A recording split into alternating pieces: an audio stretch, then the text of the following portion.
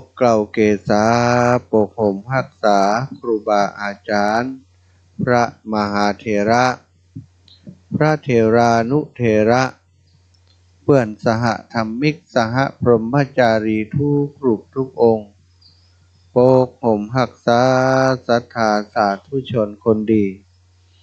เฒ่าแก่อีพ่ออีแม่ทั้งหลายที่ติดตามรับฟังรายการเสียงธรรมแสงอรุณ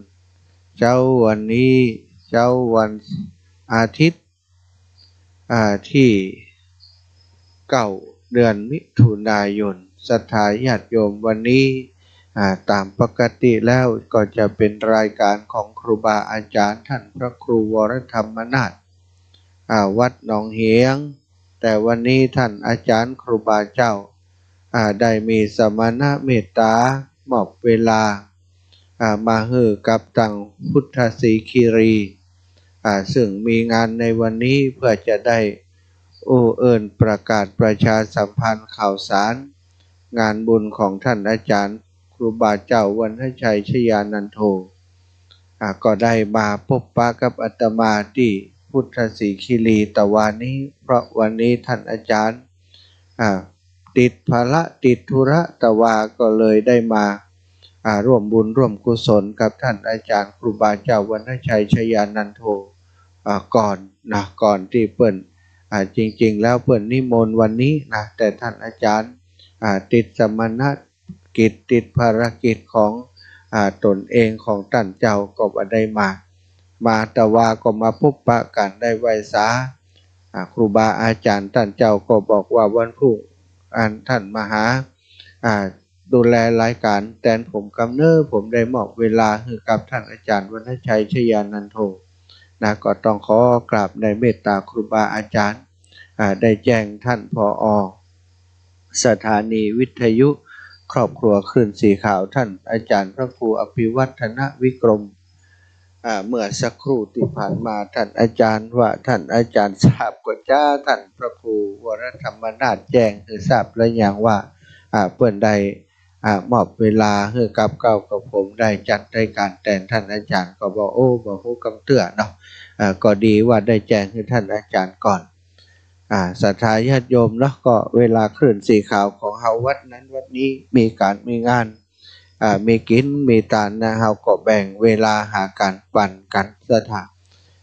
ก็มีการจัดรายการวันนี้มีการถ่ายทอดสดในพื้นที่ซึ่งครูบาอาจารย์ผอ. 104.50 เมกะเฮิรตซ์วัดฝายหินได้มาบัญชาการเองเนาะได้มาดำเนินการดูแลสถานีเองที่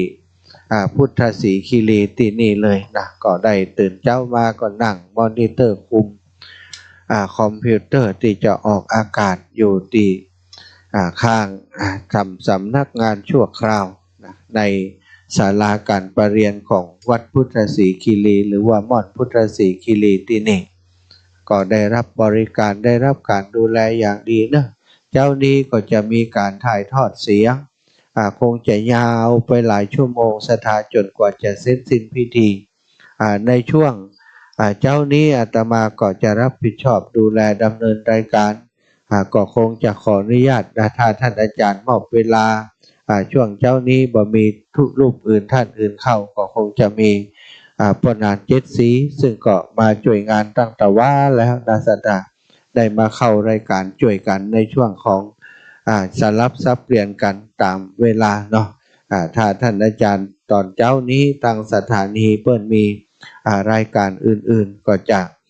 โอนเข้าสถานีพ่องโดยส่วนทางวัดฝายหินก็คงจะยิงยาวถ่ายทอดสดอยู่ตรงนี้ฉะนั้นก็แจ้งบอกศรัทธาญาติโยมอีป่ออีแม่ทั้งหลายสามารถโทรเข้ามาเอ่ยกันได้สำหรับช่วงเช้านี้เนอะใครจะร่วมบุญร่วมกุศลเป็นเจ้าภาพยอดชัดก็ดีเป็นเจ้าภาพสังฆทานก็ดีเป็นเจ้าภาพเก้าอี้ตลปัดก็ดีก็ยังมีเหลืออยู่เพราะว่าได้ถวายครูบาอาจารย์ไปหลายชุดเนอะศรัทธาที่เป็นจองมาก็บ่ได้ครบบ่ได้ค่วยต่อได้เตื้อก็ขาดแห่งบรรนักละถ้าศรัทธาญาติโยมมีความประสงค์จะเป็นเจ้าภาพสัง เจ้าภาพสั่งนี่ก็ตกอยู่ใน 2,500 บาทเด้อเจ้าภาพสั่งส่วนเจ้าภาพตลับปัดแล้วก็เก้าอี้นะตลับปัด 1,000 บาทเก้าอี้ 1,000 บาทนะศรัทธาอันนี้ก็คือสังฆทานที่จะเอาถวายครูบาอาจารย์ที่มาร่วมงานในวันนี้วันนี้ก็นิมนต์ไป90 กว่ารูป90 กว่าองค์นะแต่ว่านี้30 รูป30 องค์บางพ่องบางรูปบางองค์เพิ่นก็มาถือโอกาสมาแต่ว่าแล้วศรัทธาบางรูปบางองค์ก็จะมาในวันนี้ที่เปิ่นบัติดภาระธุระยังนะก็มาฉลองศรัทธาเป็นเนื้อนาบุญให้กับท่านอาจารย์วรรณชัยชยานันโทในเจ้าของวันนี้เนอะอีป่ออีแม่ที่อยู่ต่างบ้านต่างจองเนาะหลายท่านหลายคนก็โอ้อีแม่ก็จะขึ้นไปโลท่านอาจารย์ถ้าขึ้นมาก็มาพบมาปะกันที่นี่แต่ถ้าบัดได้ขึ้นมาอย่างใดนั้นเนาะศรัทธาญาติโยมอีป่ออีแม่ต่างหลายก็มาฝากปัจจัยมาให้มาหอมก็ได้เด้ออาตมาภาพก็จะดูแลอาตมาภาพก็จะดูแลแทนครูบาอาจารย์ก็จะจดชื่อเสียงเรียงนามของศรัทธาไว้ถ้าไผฝากให้ฝากหอมแต่ช่วงนี้ถ้าจะฝากอาตมาหอมหื้อเนื้อศรัทธาคงจะบ่ได้พกติดตัวเพราะช่วงนี้ยังอยู่ในช่วงที่เดินธรรมยาตราเพื่อการศึกษาบ่มีปัจจัยติดตัวถ้าเป็นไปได้ก็อยากจะให้ศรัทธาโอนเข้ามาที่บัญชีของท่านอาจารย์วรรณชัยแต่ว่าแจ้งชื่อมาที่ของอาตมาได้เนาะก็เบอร์ของท่านอาจารย์วรรณชัยจะมีอยู่ก็จ้าเนาะศรัทธาญาติโยมเดี๋ยวขอพอกับเด้อถ้าเบอร์ของเพิ่นอยู่นี่ก็จะได้บอกให้ศรัทธาญาติโยมทั้งหลายได้รับทราบเนาะว่าเบอร์ไอ้ยังนะมีอยู่เนาะศรัทธาญาติโยมทั้งหลายเบอร์เอาเบอร์โทรของท่านอาจารย์วรรณชัยก่อนแต่วันนี้ท่านก็คงจะฮับยากเด้อศรัทธาโอ้แต่ว่าก็อิดเหนื่อยอิดจนป้อมมีเวลาถ้าอย่างเฮาว่ากันก็คือจนป้อมมีเวลาหายใจว่าอันนะอิดเหนื่อยแต่เนื่องจากว่าคนมาก็ต้องการพบต้องการถามท่านอาจารย์วรรณชัยชยานันโทและตะวานี่เป็นการบรรจุพระพุทธรูปสำคัญไปในพระธาตุซึ่งมีพระธาตุเจดีย์องค์น้อย16 องค์แล้วก็องค์กลางองค์ใหญ่นั้นก็มี1 องค์องค์ใหญ่แล้วก็องค์บริวารติปันติล้อมรอบเจดีย์องค์ใหญ่อยู่เนี้ยอยู่ด้านบนนั้นนะศรัทธาก็มี16เนี่ยแต่ว่าตอนเจ้านี่ก็ได้นำพระบรมสารีริกธาตุต่างๆพระอรหันตธาตุซึ่งครูบาอาจารย์ได้รับมาสั่งสมเก็บไว้มาแล้วก็มีศรัทธาญาติโยมที่เป็นมอบถวายให้กับท่านอาจารย์มาในวาระต่างๆที่พบปะท่านอาจารย์ตลอดถึงบางคนก็ทราบข่าวการจะยกชัดแล้วก็การจะบรรจุหัวใจพระธาตุลงไปบางส่วนก่อนก็ได้เอามาถวายเพื่อจะให้ท่านอาจารย์ได้ไปเอาบรรจุในพระธาตุสำคัญในพระธาตุสำคัญของพุทธสีคีรีตินีสถานแต่ว่าก็ทำพิธีการบรรจุตั้งแต่ตอนเจ้าเนาะตั้งแต่9 โมงปลายไปเสร็จช่วงขององค์ใหญ่เนี่ยพระธาตุองค์กลางนี่ไปเสร็จเอา11 โมงปลายน้อยๆสถานหลังจากนั้นก็พักสำหรับองค์ใหญ่เสร็จเรียบร้อยปิดเรียบร้อยพันลึกเรียบร้อยแล้วนะเปิดบันไดแห่งละนะก็ได้มีการ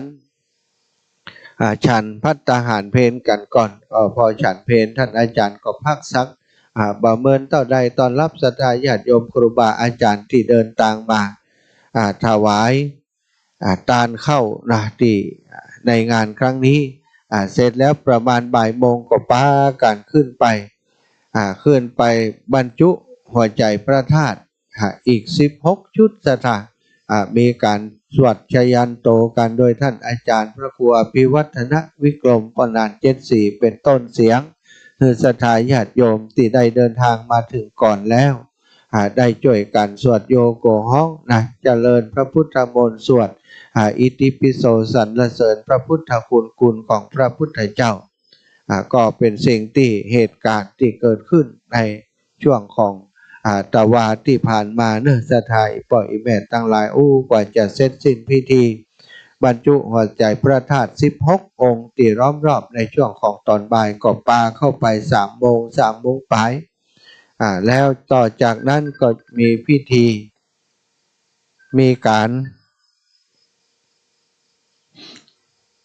ถวายของเคารพครับอาจารย์เสียงมันปนกันเนอะครับรายการคดีโลกคดีธรรมอาจารย์วิศวะแก้ไขครับปนกันจ้ะครับผมครับอาจารย์ครับคดีโลกคดีธรรมเข้ามาตัววะ เอาคดีเดียวเอาคดีธรรมอย่างเดียว ว่าเอาคดีโลก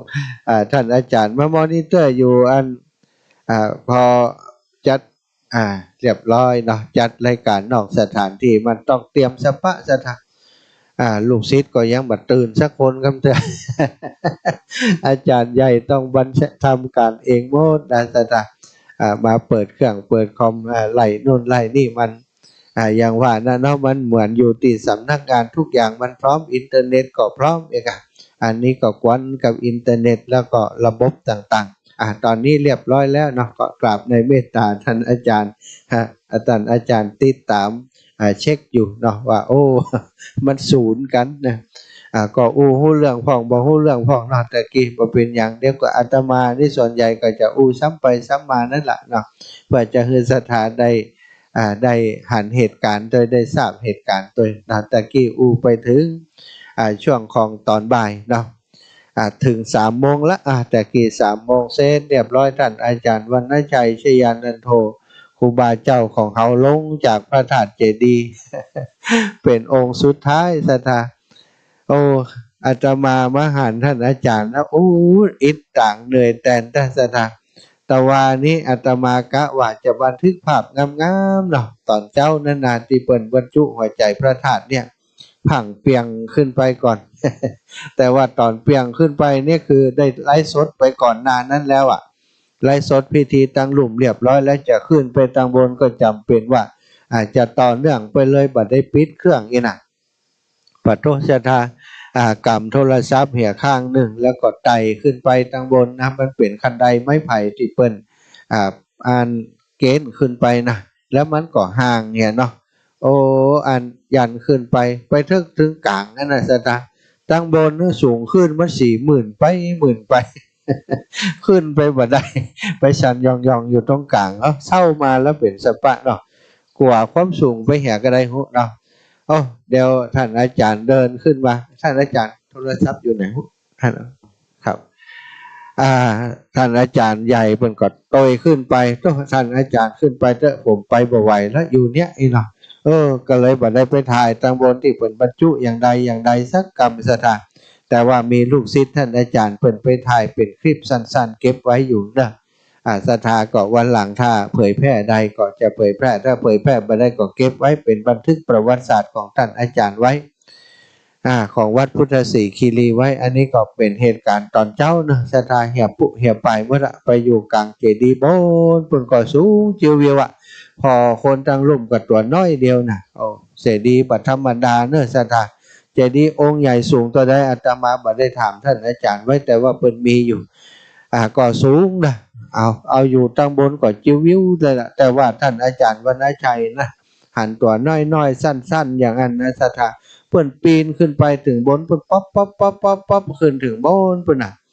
แล้วก็ต่อขาลงนี่จะจ้าก็ตอนขึ้นน้อยเนาะมันลงหย่องเยาะหย่องเหมือนกันนะตอนอาตมาลงก็เหมือนกันนะศรัทธาแต่ว่าก็สำเร็จเสร็จสิ้นไปเนาะอันนี้คือหน้าปูชาบารมีของครูบาอาจารย์แต่ศรัทธา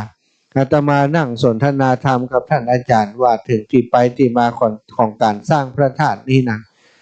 ท่านอาจารย์บอกว่าใจจิตเจตนาตั้งใจจะสร้างคือมันเต่ากับอายุพระพุทธศาสนาคือได้อยู่ไปถึง5 ปันพวสานะสถาบันเดียวนี้มาแล้ว2,500แล้วเนาะก็ไปแห่ม2,500เพื่อได้ถึงขนาดนั้นนะ ฉะนั้นตั้งแต่เริ่มต้นตั้งแต่โครงสร้างมาท่านอาจารย์ดูแลหมดเอาช่างติเฉพาะช่างโครงสร้างเลยนะมาทำในช่วงแรกเอาช่างโครงสร้างที่อ่านแบบอ่านแปลนเป็นแล้วก็หู้จักวิธีการต่อเล็กดัดเล็กต่อเล็กนะ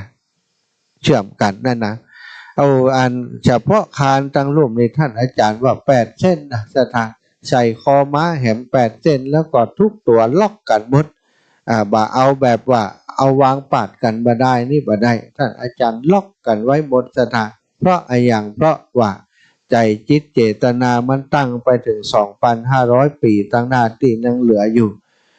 ก็เพื่อจะให้อายุของศาสนากับอายุของเจดีย์นี่มันเสมอกันอิตนะมันอยู่ไปเมินนะสถานการที่จะใช้วัสดุต่างๆเนาะท่านอาจารย์ก็เลือกสรรวัสดุอย่างที่มันอยู่เมินนานได้นั่นก็คือศิลาแรงสถานอยู่ไปแห่เมินได้นะท่านอาจารย์ก็เลือกสิ่งนี้มาเป็นวัสดุหลักเป็นวัสดุอุปกรณ์หลักในการก่อสร้างขึ้นไปนะเท่าฐานบ่ธรรมดาฐานขนาดนักนะตากว่าจะทำสารเสร็จนี่เล่นกันเป็นปี2 ปีนะบ่ใจว่าวันเดียวเนอะ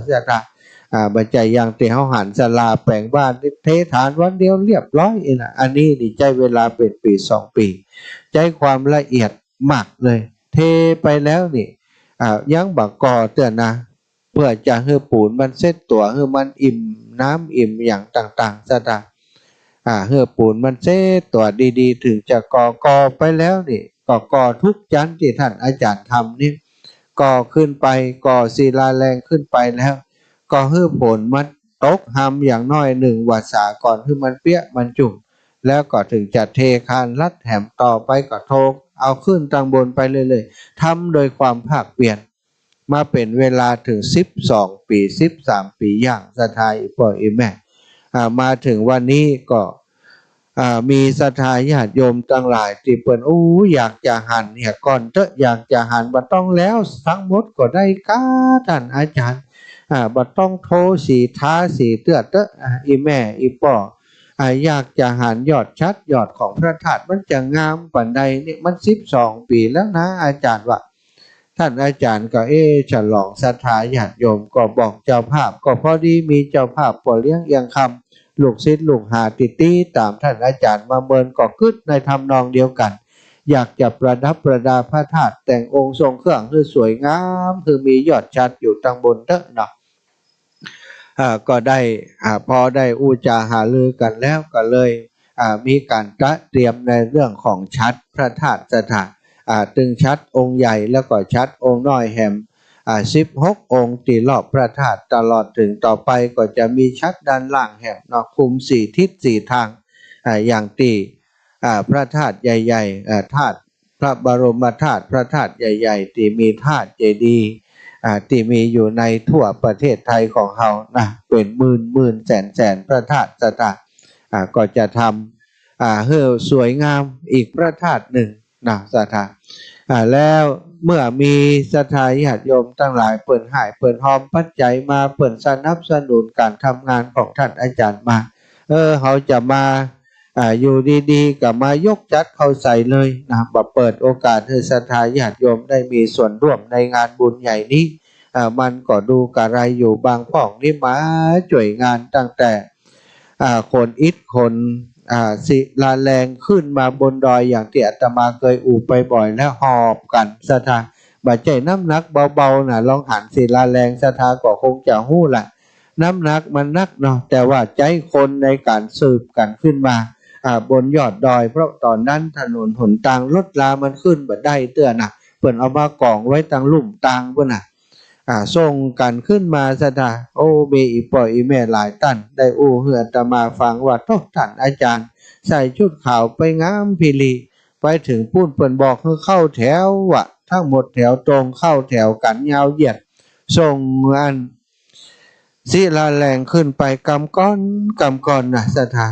บางผ่องก็ได้10 ก้อนก็หมดแหงบางผ่องก็อยู่ยาวถึง20 ก้อนบางผ่องได้ก้อนเดียวก็พอละอีแม่ไว้ละศรัทธาช่วยกันหอบหิ้วขึ้นไปนะส่งกันไป เสื้อขาวๆกลายเป็นสีเหลืองสีดำไปในที่สุดบางคนนี่เอามาใจบัดได้แห่มเลยศรัทธาก็เสียสละไปช่วยกันตั้งแต่แรกเริ่มต้นมาเป็นอย่างอันเพราะมันทำยากศรัทธาทำอยู่บนดอยนี่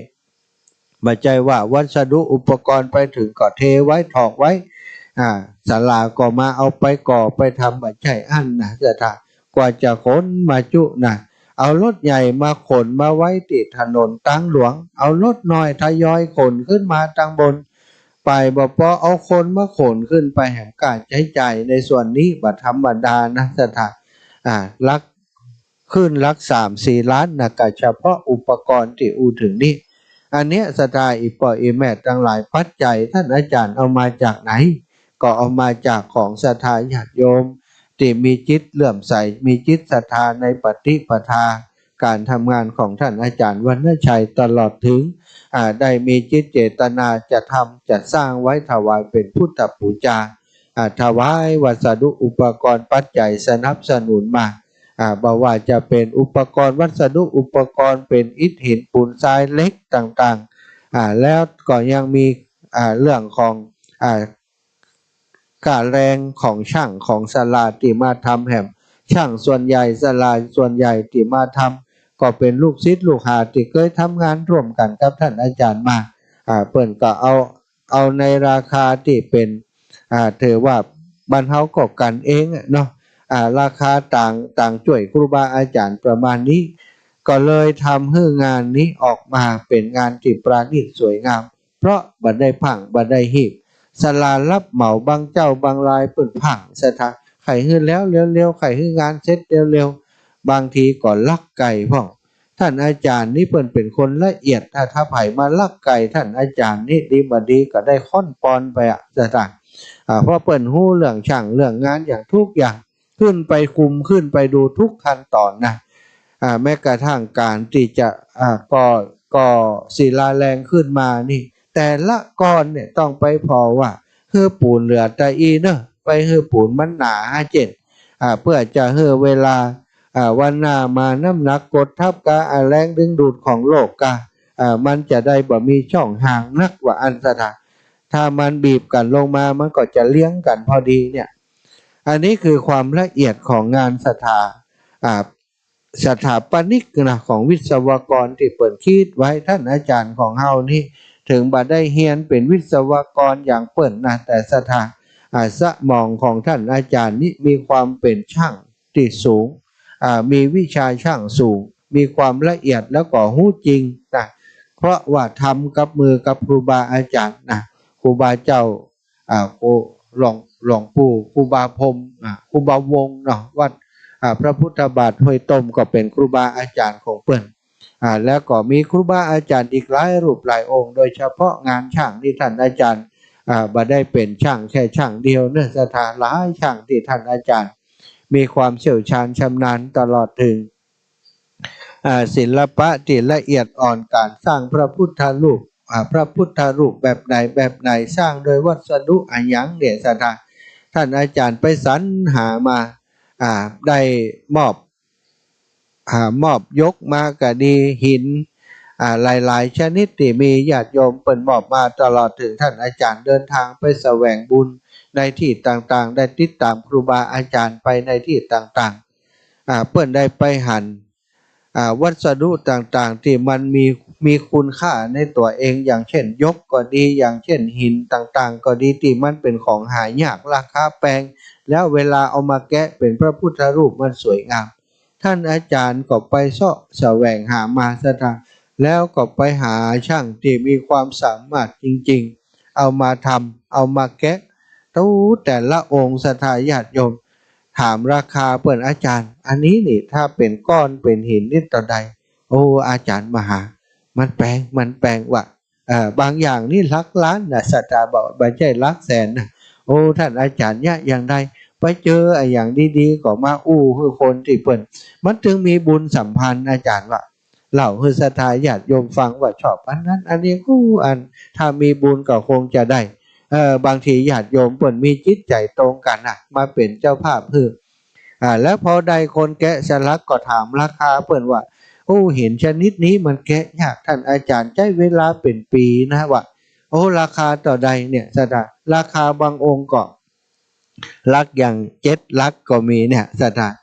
แต่ท่านอาจารย์ก็ทำมาพอทำมาแล้วนะมันเป็นสิ่งที่เป็นพระพุทธรูปแล้วมันกลายเป็นของที่หาค่าบ่ได้ประเมินค่าบ่ได้เป็นราคาเป็นราคาเป็นเงินเป็นทองบ่ได้เปิ้นเรียกว่าเป็นสิ่งที่หาค่าไม่ได้มันเกินที่จะประมาณค่านะสถาจะมาตีว่า10 ล้านกับ20 ล้านก็บ่ต้องไปตีเปิ้นละคุณค่าราคามันเกินนั้นน่ะพอทำเสร็จแล้วเป็นพุทธปูจาเป็นสารูปปิมปาของพระพุทธเจ้ามันเกิดความอิ่มใจมันเป็นสุขอกสุขใจของคนที่เปิ้นได้สร้างได้ทำแล้วพระพุทธรูปเหล่านี้ไปไหนสถาเฮ้ยพี่น้องทั้งหลายเฮานี้คงบ่มีโอกาสได้หันแล้วเนาะเพราะว่าตอนนี้ส่วนใหญ่เอาไปบรรจุเป็นหัวใจพระธาตุเป็นพระพุทธรูปสำคัญอยู่ในพระธาตุนี่สถาก็หันจากปัญญาหันจากสติปัญญาหันจากตาตั้งในเอาเนอะนึกจินตนาการไปเอาองค์พระธาตุใหญ่ๆนี้ตีห่อหุ้มตั้งนอกไปด้วยศิลาแรงนี้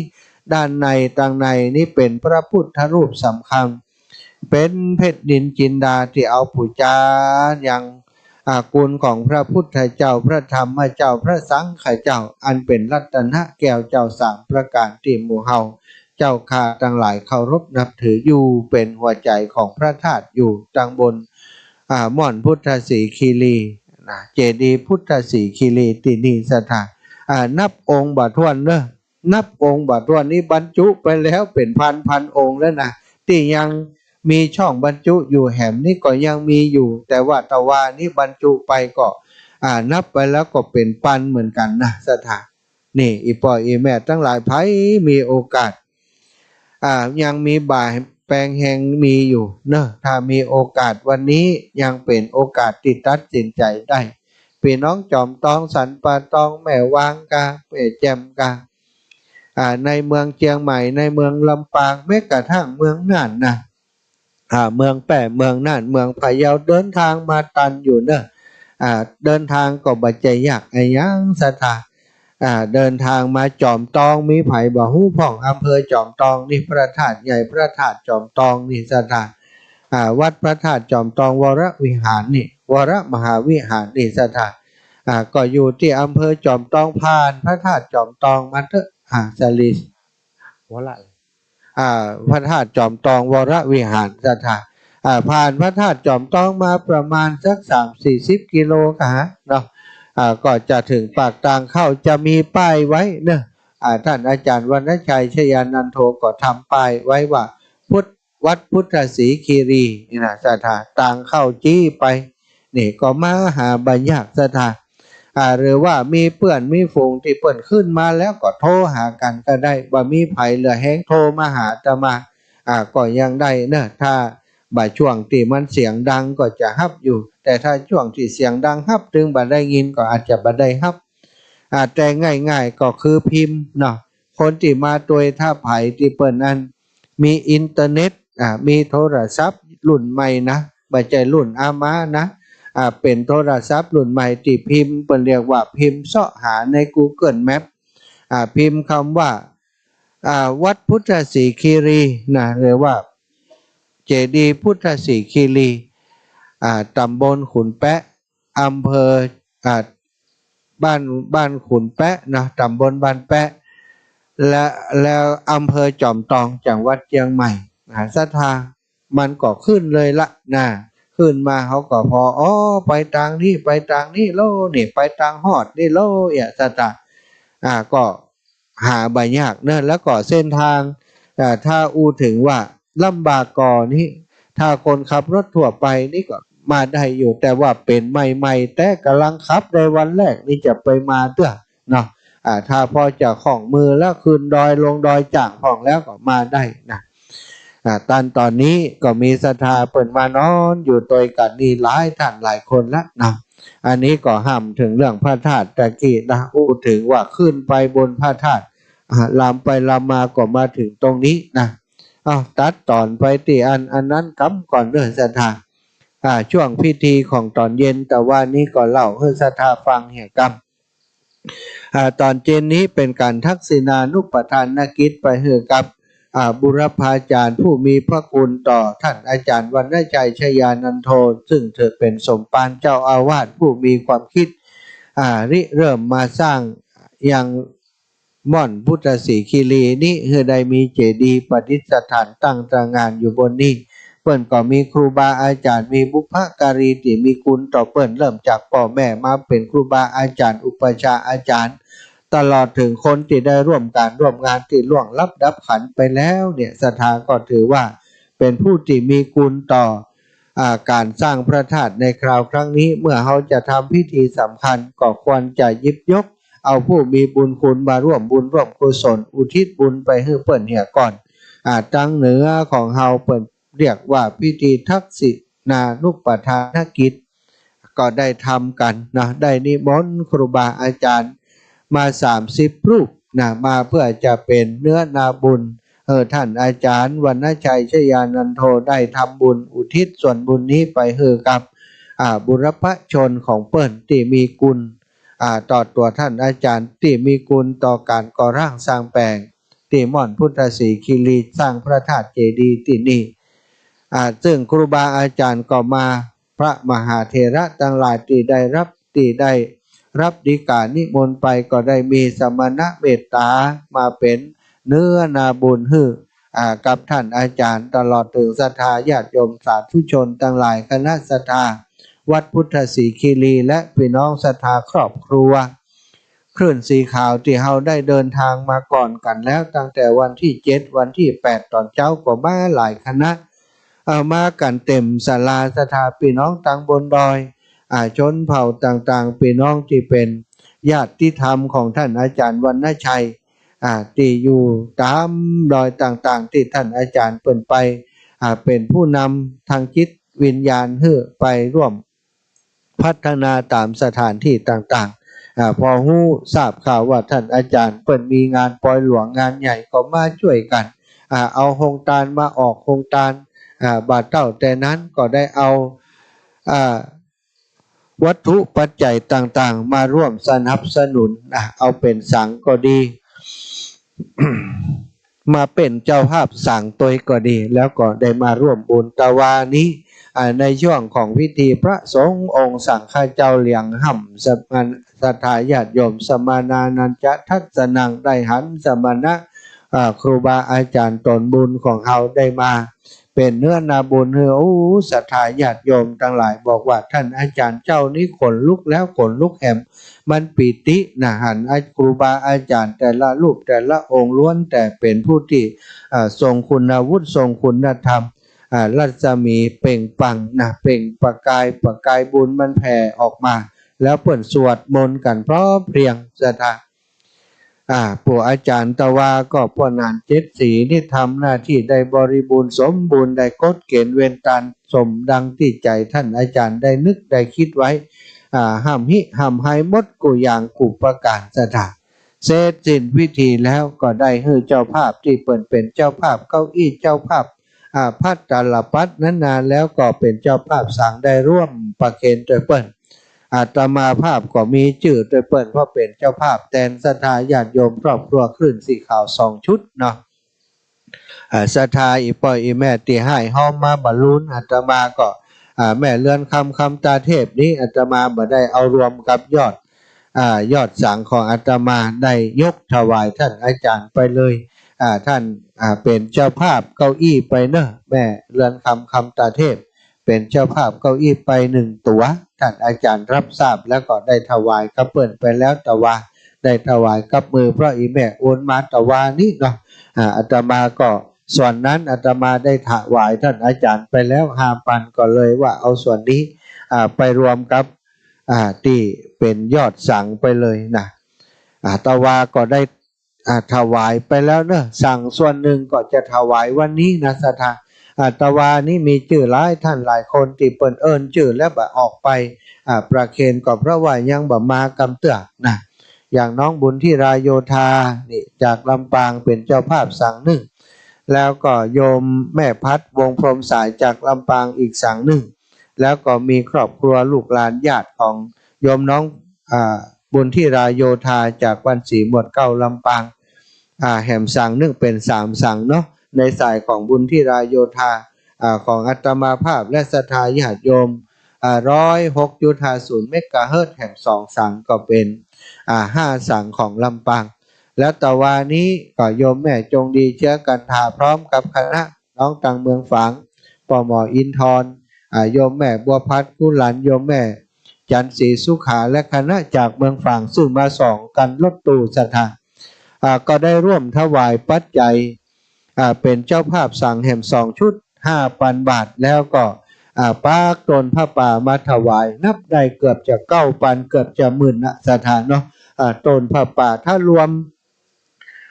เข้าของที่เอามาถวายเป็นตาลนั้นก็เฉพาะตนพระป่าก็เป็นหมื่นนะแล้วก็ยอดเฉพาะยอดของสั่งที่ถวาย2 ชุดนะก็เป็น 5,000 บาทก็หมื่นปลายเกือบ 20,000พี่น้องต่างเมืองฝางมาตะวา2กันรถตู้2 ชุดนะอนุโมทนาบุญกับโยมแม่ชงดีและคณะซึ่งล่วงหน้ามาเป็นตัวแทนของหลวงพ่อพระครูสุจิตานุรักษ์ได้มาถึงแล้วนำมาเป็นตัวแทนร่วมบุญตะวามาแล้วตั้งแต่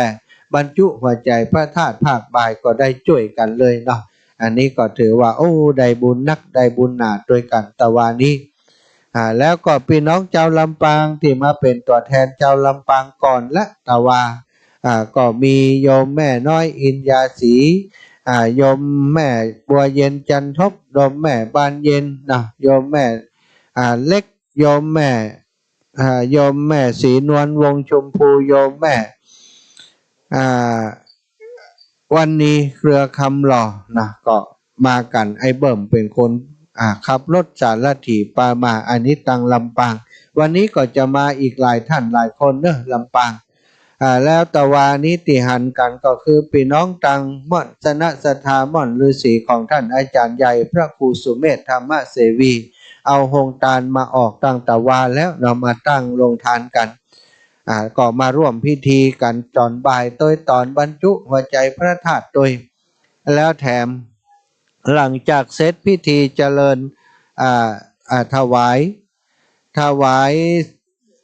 ทักษิณานุปทานกิจเรียบร้อยแล้วเนาะเสร็จพิธีบริมวลแล้วศรัทธาได้ตานของตานออกเรียบร้อยก็ยังมีครูบาอาจารย์ที่เปิ้นบัดได้มาในวันนี้ทยอยกันมาเนาะหลวงพ่อท่านเจ้าคุณที่วัดดอนจันทร์เป็นเจ้าคณะอำเภอกัลยาณิวัฒนาก็มาตอนค่ำตอนแรงตะวันนี้ท่านอาจารย์พระมหานพดลสุวรรณเมธีเจ้าคณะอำเภอวังเหนือผอ.วิทยาลัยสงฆ์นครลำปางเจ้าอาวาสวัดบรรพตสถิตก็ได้มาถึงตะวาแล้วเหมือนกันตอนค่ำตอนแรงโอ้เปิ่นมาปะกันท่านอาจารย์สุชาติท่านอาจารย์สมชาติว่าหลายชาติตะวาเปิ่นมาปะกันอยู่ร่วมบุญร่วมกิจกรรมด้วยกันเป็นพระธรรมจาริกด้วยกันก็เป็นว่าเหมือนกับมาปบเปื่อนเลี้ยงเปื่อนเลี้ยงหลุ่นก็ประมาณนั้นเนาะเพราะท่านอาจารย์วรรณชัยก็เป็นพระธรรมจาริกองค์หนึ่งที่มีผลงานก็เป็นตลอดชีวิตศรัทธาเพราะว่าทำหน้าที่ตรงนี้มาโดยตลอดท่านอาจารย์พระมหานพดล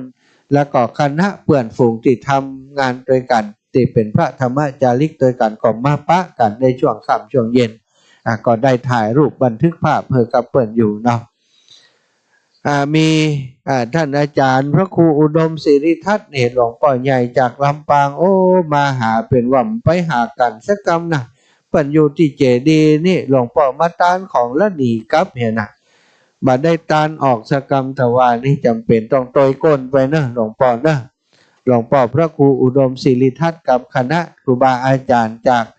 วัดจ้างเผือกจากวัดท่าโถกเนาะได้ปากันมาแต่ว่านี้ก็หันแต่อันสั่งอยู่นี่เปิ้นโทรหาอาตมาก็อยู่บนนั้นเจดีย์พระธาตุบนพุทธสถานก็เลยบ่ได้มาหาเปิ้นแล้วก็บ่ได้พอโทรศัพท์เครื่องที่เปิ้นโทรตัวเนาะก็เลยกลายเป็นว่าได้คลาดเคลื่อนกันไปบ่ได้ปะกันบ่ได้ต้อนรับดูแลครูบาอาจารย์สักกรรมขึ้นมาแผ่วบนดอยเวลาบ่รอกันสักกรรมนะเนาะ จมเพื่อฟังเห็นหน่อยเนาะอาจจะฟังอยู่เหมือนกันสถาเสร็จจากงานทักษิณานุปทานกิจตอนค่ำพอดีพ่องกันหนัวส่งกันอยู่พ่องก็กำลังมานะ ท่านอาจารย์ใหญ่ท่านพระครูสุเมธธรรมเสวีเดินทางมาถึงท่านมหาประกาศประกาศให้ครูบาอาจารย์พระสงฆ์องค์สังฆเจ้าที่อยู่บนดอยที่พุทธศรีคีรีที่นี่เฮามาสวดมนต์ด้วยกันมาเจริญพระพุทธมนต์ด้วยกันมาสวดธรรมจักรด้วยกันเป็นการสวดสมโภชอันนี้สวดกันสมโภชงานกับท่านอาจารย์วรรณชัยชยานันโทว่าก็พอดีว่าตอนนั้นเนี่ยไฟฟ้าเนาะมันใช้เยอะสถาไฟฟ้ามันก็ลดอัตรากำลังแรงส่งลงมาบ่สามารถจะใช้เสียงประชาสัมพันธ์ประกาศได้บอกหูใจยะอย่างไรก็เดินเอิ้นกันเดินเอิ้นบอกกันว่าท่านครูบาอาจารย์ไผที่เสร็จภาระธุระส่วนตัวแล้วผ่องกำลังกลางเต้นเซาะที่นอนอยู่มาสวดมนต์ท่านอาจารย์พระครูสุเมธธรรมเสวีท่านจะมานำสวดมนต์แล้วก็เจริญเมตตานี่ภาวนาว่าแจ้งบอกกันไปก็ปรากฏว่ามีส่วนหนึ่งเนาะที่เปิ้นยังบ่ได้ลวกพากำเถื่ออีกนะ ป้องกันลวกพากำลังส่งน้ำกำลังเนี่ยอย่างกันก็ได้พระส่งมาช่วยกันส่วนหนึ่งอีกส่วนหนึ่งธุระทางส่วนตัวก็บ่เสร็จก็บ่ได้มาช่วยแต่มีศรัทธาญาติโยมที่เปิ้นมาถึงก่อนแล้วมาสวดด้วยกันที่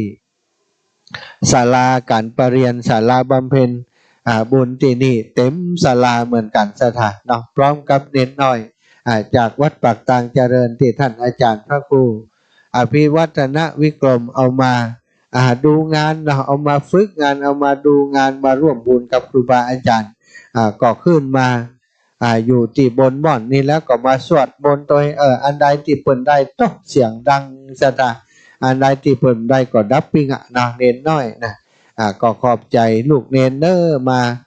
แสวงบุญมาร่วมบุญอนาคตไปนาบัดนี้อาจจะเป็นสมปานใหญ่เนาะ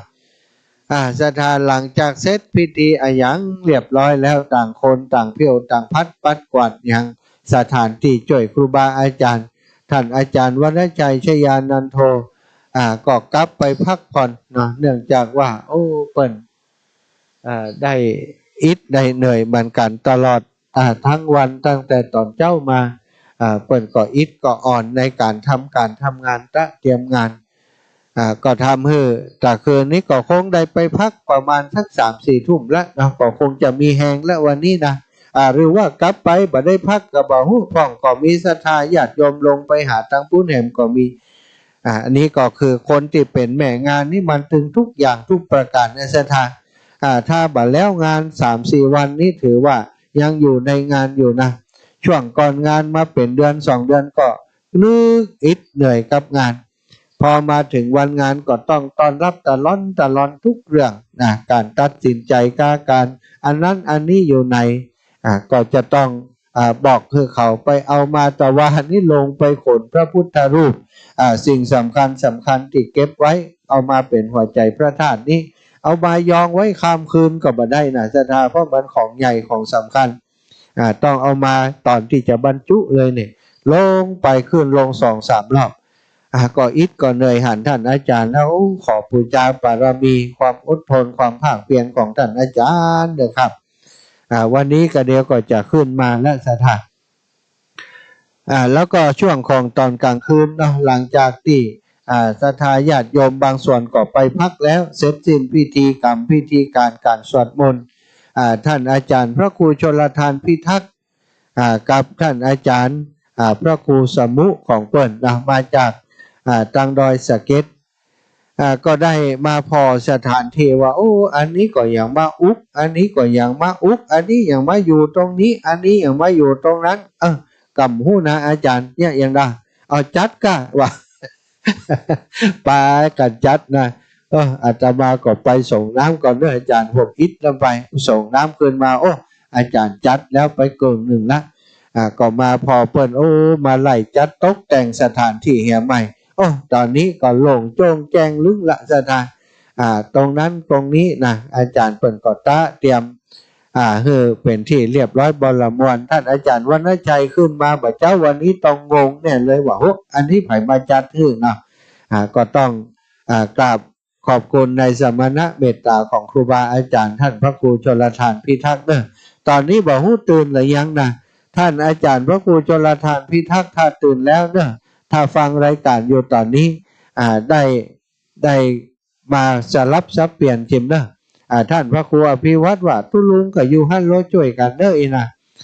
ตุลุงแดงเนอะท่านอาจารย์พระครูชลทานพิทักษ์ถ้าท่านอาจารย์หลวงพ่อใหญ่ตื่นแล้วมาติศาลาเพื่อจิมเนอะถ้ามาติศาลาเพื่อเดียวจะได้สลับซับเปลี่ยนอูจากันเนาะไม่อยู่ตรงใด ไม่ตัวใดก็เดียวอันนั้นไม่ก็เดียวกี่โมงอยู่เนาะถ้าเปิดได้ก็ได้นะตอนนี้ถ้าจะตื่นกันแล้วก็โอ้ตี 5แล้วเอาตื่นแล้วเอาไม้ใหญ่มาแล้วเป็นการห้องศรัทธาตื่นด้วยมั้ยก็ตอนนี้เนาะศรัทธาญาติโยมจะตี 5แล้วเพราะฉะนั้นอาตมาจะพักเบรกไว้ตรงนี้สักกรรมจะเข้าเอาเพลงเข้าให้ผมสักเพลงท่านอาจารย์มีเพลงอย่างฟังเอาดอกบัวก็ได้เอาดอกบัวนะท่านอาจารย์วรรณชัยก็เป็นดอกบัวที่ใจบูชาพระพุทธเจ้าทุกคนเป็นดอกบัวดอกหนึ่งในการบูชาคุณของพระพุทธเจ้าเอาความคุณงามความดีถวายเป็นพุทธบูชาด้วยกันเนาะภายนอนหนาวก็อันเนี้ยนะได้มาบูชาพระพุทธเจ้าโดยความหนาวความเหน็บที่เฮามาอดนอนอดตารับครับแต่นอนเอาบุญด้วยกันที่นี่ดอกบัวบูชา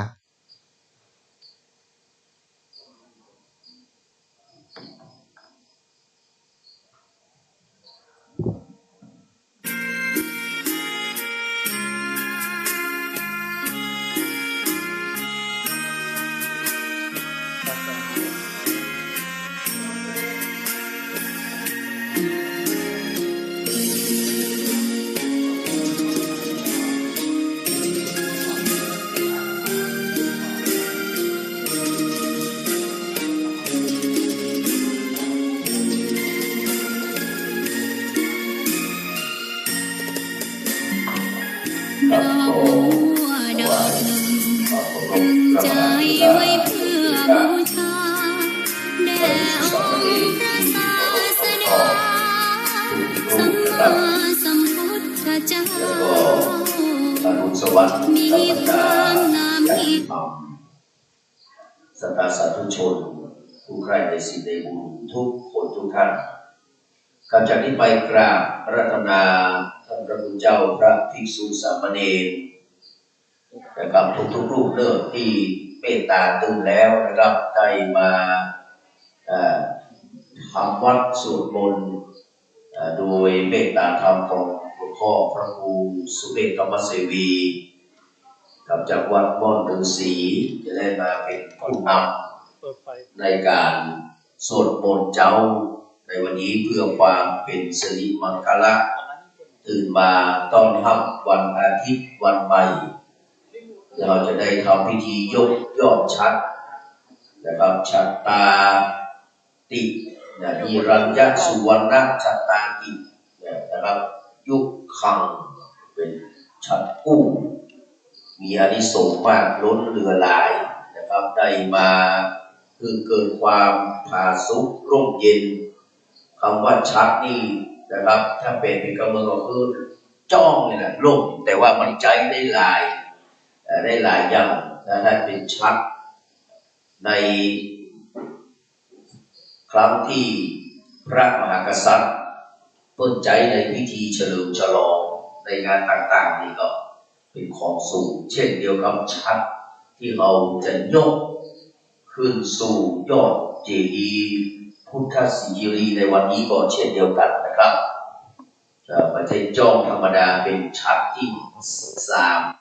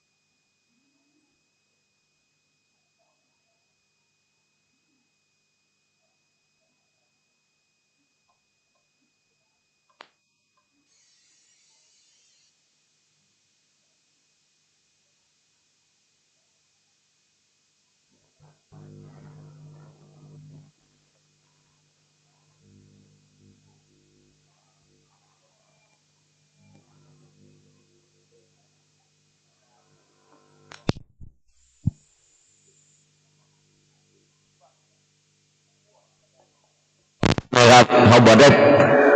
ล่ำปะสัมผัสกับบรรยากาศเนาะแบบนี้เนี่ยมือเนี่ยนะมันเป็นอากาศที่บริสุทธิ์บ่ต้องใช้แอร์คอนดิชันบ่ต้องใช้พัดลมบ่ต้องเปลืองไฟก็ท่อแค่อีกอะผ้าตัวบ3 ผืนเนี่ยเอาไปอยู่นะโอ้ม่วนดีแท้ๆเลยครับไผจะมาถ้าเสร็จจังเจดีย์นี่แล้วไผจะมาบวชเนอะเป็นนี่คัมมนารีพงกาบวชเป็นตุเจ้าพงไกนะมาอยู่ตัวท่านอาจารย์วรรณชัยนี่ปฏิบัติธรรมเราจะเป็นที่สัพพยะเวลาเราปฏิบัติธรรมนี่มันจะสำเร็จรุ่งเวยนะจิตมันเป็นสมาธิเรานอกจากวัดม่อนฤาษีแล้วก็ที่นี่กันนะครับเป็นที่สัพพยะเนาะเป็นที่สัพพยะเป็นที่สะดวกสบายเหมาะแก่การปฏิบัติธรรมเจริญจิตภาวนาสวดมนต์ภาวนาแผ่เมตตานะครับเป็นสิ่งที่หมู่เฮาโชคดีกันเนอะอย่างที่อาจารย์สมชาติเพิ่นบอกว่าทุกสิ่งทุกอย่างมันมีที่มาที่ไปนะมันบ่ได้มีมาแต่ลอยๆขึ้นมาเนี่ยหมู่เฮาได้มาปะกันดีเนาะมาปะมาพบกันวันนี้น่ะอยู่ที่หั่นที่นี่น่ะถ้ามันมีการมีงานไม่ได้ปะกันนะครับถ้าบ่เคยปุเพกตะปุญญาตาบ่เคยได้ร่วมทำบุญด้วยกันมาก่อนเองนะครับเดี๋ยวบ่ได้มาปะกันทุกสิ่งทุกอย่างมันมีที่มาที่ไปบ่ได้ลอยมาจากอากาศธาตุนะทุกสิ่งทุกอย่างมีที่มาที่ไปเพิ่นฮ้องเป็นอิทัปปัจจยตานั่นแหละนะครับมันสามารถที่ปาเขามาปะมาพบกันได้พระครูสุเมธนะครับปกติปีนี้เพิ่นจะไปอยู่สหรัฐละปีนี้เพิ่นไปเถอะนะครับเพื่อจะไปจำพรรษาอยู่ที่สหรัฐหรือต่างประเทศกายนะครับก็มาปะมาพบกับหมู่เฮาบางเตื้อนะครับบ่ได้ปะบ่ได้หันหน้ากันก็ได้ยินเสียงนะครับได้ยินเสียงกันเนาะถือก็ว่าได้ปะกันเช่นเดียวกันนะครับอย่างอาจารย์พระมหาสมชาตินี่เพื่อเป็นคนขยันเนาะนะครับเป็นคนขยันจัดรายการตั้งแต่ตี 2 ตี 3นะครับเหมือนกับตุ้ลุงยองก็เช่นเดียวกันแล้วก็อัจฉริยะแห่งคนแห่งรูปหนึ่งก็คือสามเณรรักเนาะสามเณรรักนะครับเพิ่นถึงแม้เพิ่นจะมีความบกพร่องเนาะทางด้านสายตาแต่สติปัญญาของคนนี้สุดยอดเนาะความสามารถคนเฮานี่มันเพิ่นแบ่งปันกันมาหรอกนะครับปัญญาวิชาความรู้บุญได้ส่งยูทุกผู้เหมือนกันนะครับลวกแหลมน้อยนักเปิ้นมักแบ่งปันเป็นของรางวัลสำคัญเกี่ยวข้องคมในฝักมักใจถูกต้องเปรียบเหมือนดังเนื้อทองสูญเปอะเป็นว่าหากได้ค้นหาจึงได้มาเจอเป็นเนื้อเป่งป้อยงามดีคนเฮามนุษย์พิสุทธิ์ใส่สีปัญญาย่อมมีที่ต่างกันได้เป็นพรสวรรค์เปิ้นปั่นมาให้นะครับกึดนึกสิ่งใดง่ายล้ำเนี่ยพญาสดใสลื่นไหลเหมือนน้ำเย็นช่ำเมื่อได้ดื่มเอา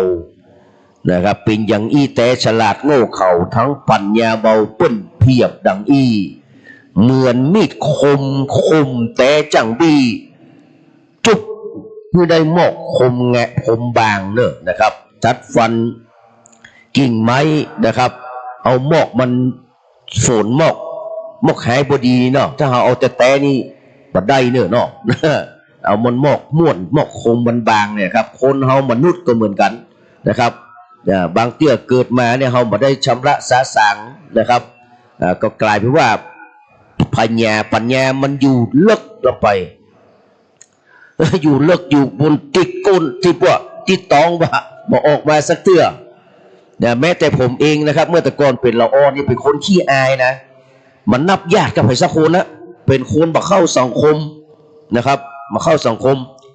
ญาติพี่น้องบอกว่าไอ้นี่จะเป็นนับญาติกับมันตึงบอกเอาไผ น้องสาวไปตัวนี้น้องสาวได้กินขนมผมนี่ไม่ได้กินเพราะว่าเขาจะลบหน้าลบตาเพื่อนไปเหี้ยเขาก็นึกว่าปัญญาเขาแบบหมีแต่ปัจจัยนะครับมันมีช่วงเส้นบางๆที่มาบังเอาไว้มากลุ่มเอาไว้พอได้มาชำระสะสางนะครับมันก็ก้อยสว่างขึ้นมาเตื้อน้อย ตอนนี้ได้เวลาแล้วเนอะหลวงพ่อนะครับท่านพระครูสุเมธธรรมเสวีจะได้เมตตานำนะครับสวดมนต์เจ้าเป็นลำดับต่อไปนิมนต์หลวงพ่อเนอะศรัทธาสวดด้วยกันเนอะสวดธรรมวัดเช้าสวดแบบไทยเนาะกราบ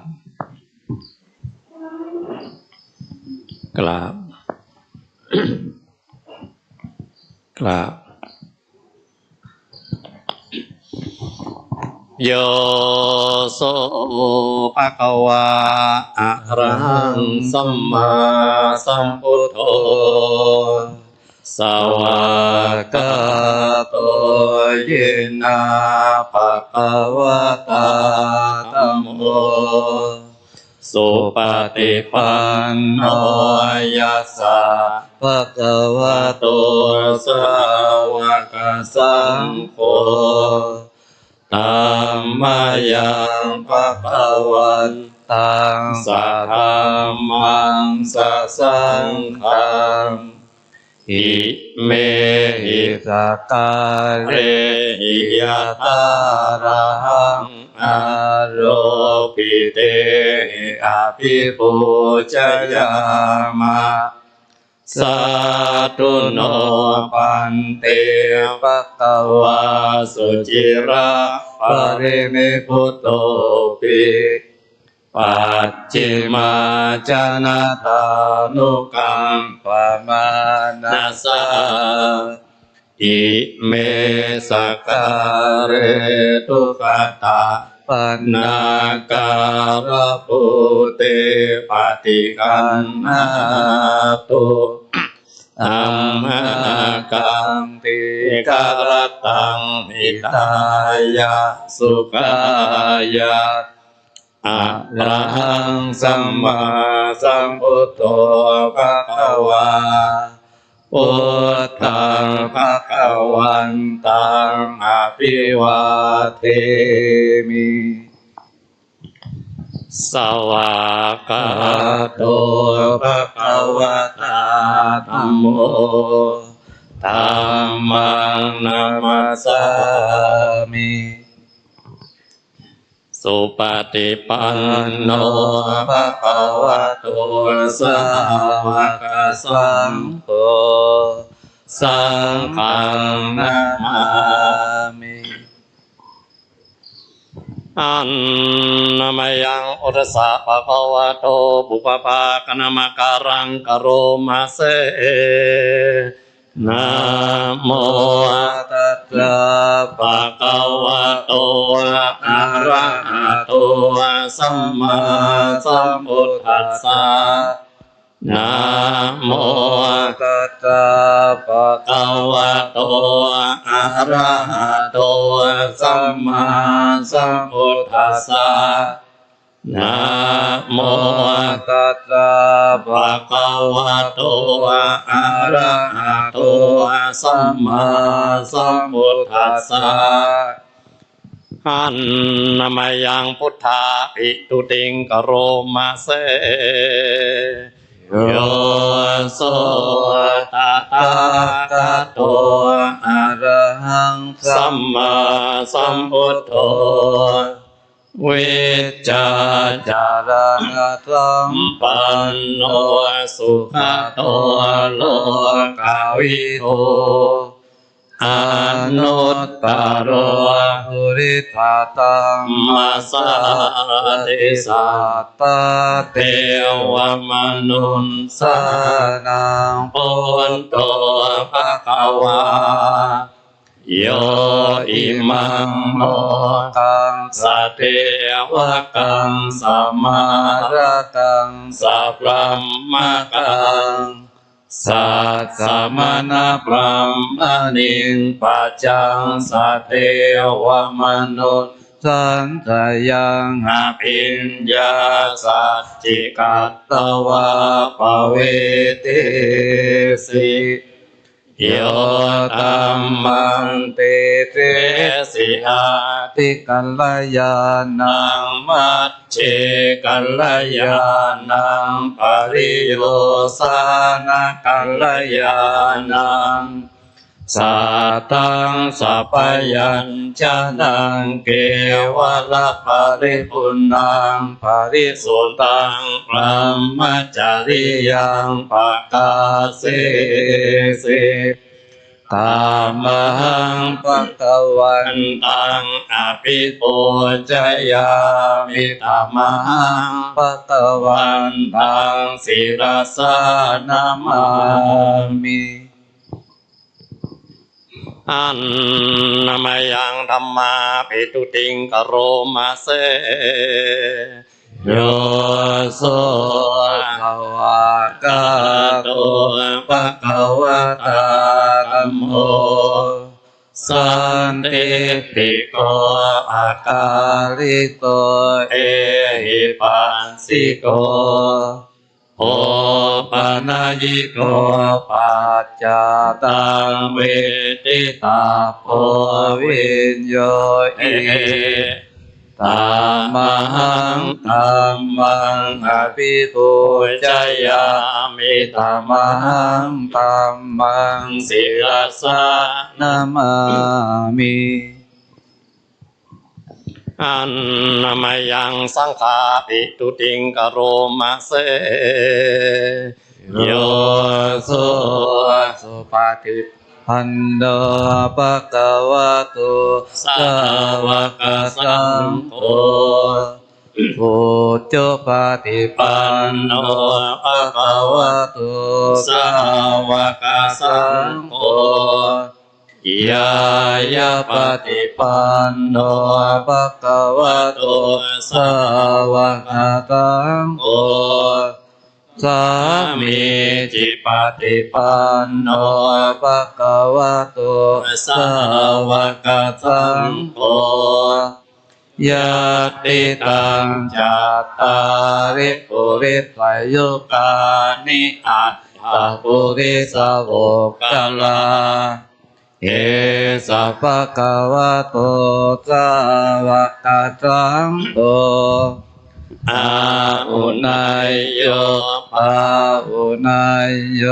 ตักขินายโยอัญจลิกรณิโยอนุตตรังบุญญาเขตังโลกัสสะตามหังสังฆังอภิปูชยา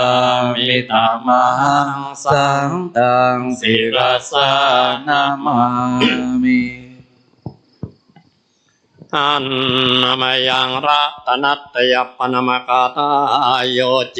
วะสังเวกะปริกิตนะปตัญจปนามาเสพุทโธสุสุโธกรุณามหันตโวโยจันตสุขัพพรายานโลจโนโลกัสสะปะปุปะกิเลสกาตโกวันตามิพุตตังหามาตะเรนะตังธัมโมปฏิโพวิยตัสสะสันตุโนโยมัคคะปะกะมัตตะเปตะปินนะโกโลกุตตะโรโยจะตัตตะอติปันโนวันอามิตัมมังอามาตะเรนะตังสังโฆสุเกตาปยติเกตาสัญญิโตโยติตาสันโตสุขตานุโปตะโกโลลัปปะหิโนหาริโยสุเมตโสวันทามิกังอหมาตะเร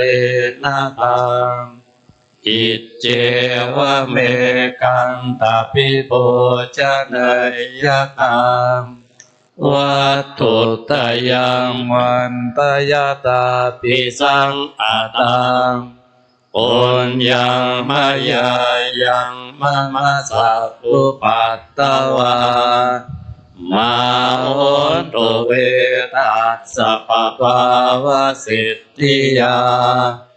อิทาตถาคตโลเกอุปันโนอะระหังสัมมาสัมพุทโธธัมโมจะเตสิโตนิยานิโกอุปัสสมิโกปารินิพพานิโกสัมโพธกามิสุขตาภเวทิโตมายันตังธัมมังสุตตวาเอวังจานามาจาติปิทุปาจาราปิทุปามรณะปิทุขังโสกปาริเทวทุกขโทมานะสุปายาสาปิทุขาอัปปิเยหิสัมปโยโกทุกโขปิเย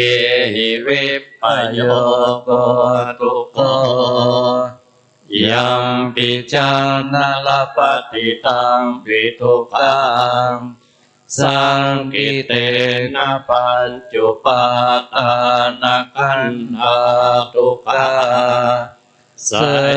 ยติตังรูปปาทานะขันโธเวทนุปาทานะขันโธสัญญูปาทานะขันโธอรูปาทานะขันโธวิญญาณุปาทานะขันโธเยสังปริญญายาธารมานุโสภควาเอวังปะหุลังสาวะเกวิเนติเอวังภาคาจะปนะสัพพะควะโตสาวะเกสุอนุสาสนิปะหุลาภวัตติรูปังอนิจจังเวทนาอนิจจาสัญญาอนิจจาสังขาราอนิจจาวิญญาณังอนิจจังรูปังอนัตตาเวทนาอนัตตาสัญญาอนัตตาสังขาราอนัตตาวิญญาณังอนัตตาสัพเพสังขาราอนิจจาสัพเพธัมมาอนัตตาติเตมยังโอตินนามหาจาติยาจารามรณเนนะโสเกหิปะเรเวหิทุกเขหิโทมานัสเสหิอุปายาเสหิทุกโขตินาทุกขปะเรตาอาเปวนามิมัสสะเกวะลัสสะตุกะกันตัสสะอันตกิริยาปัญญาเยตาติจิระปรินิพพุตังปิตังภควันตังอุทิสสารหันตังสัมมาสัมพุทธังสัตตาอาการัสสมาอนาการิยังปัจจิตาตัสสมิงภวันติพรหมจริยังจารามาเอโคนังสิกขาสาสีวะสมาปันนา ตังโล ลามัจจาริยัง อิมัสสะเกวะลัสสะทุกขกันตัสสะอันตกิริยายะสังวัตโตติ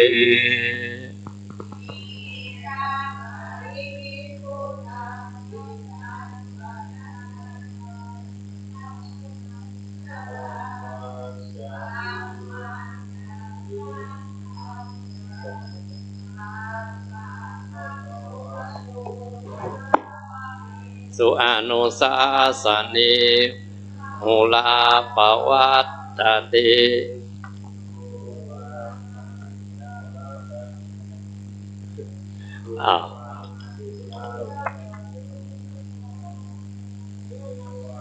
สเกวลัสสะทุกขตกิริยาย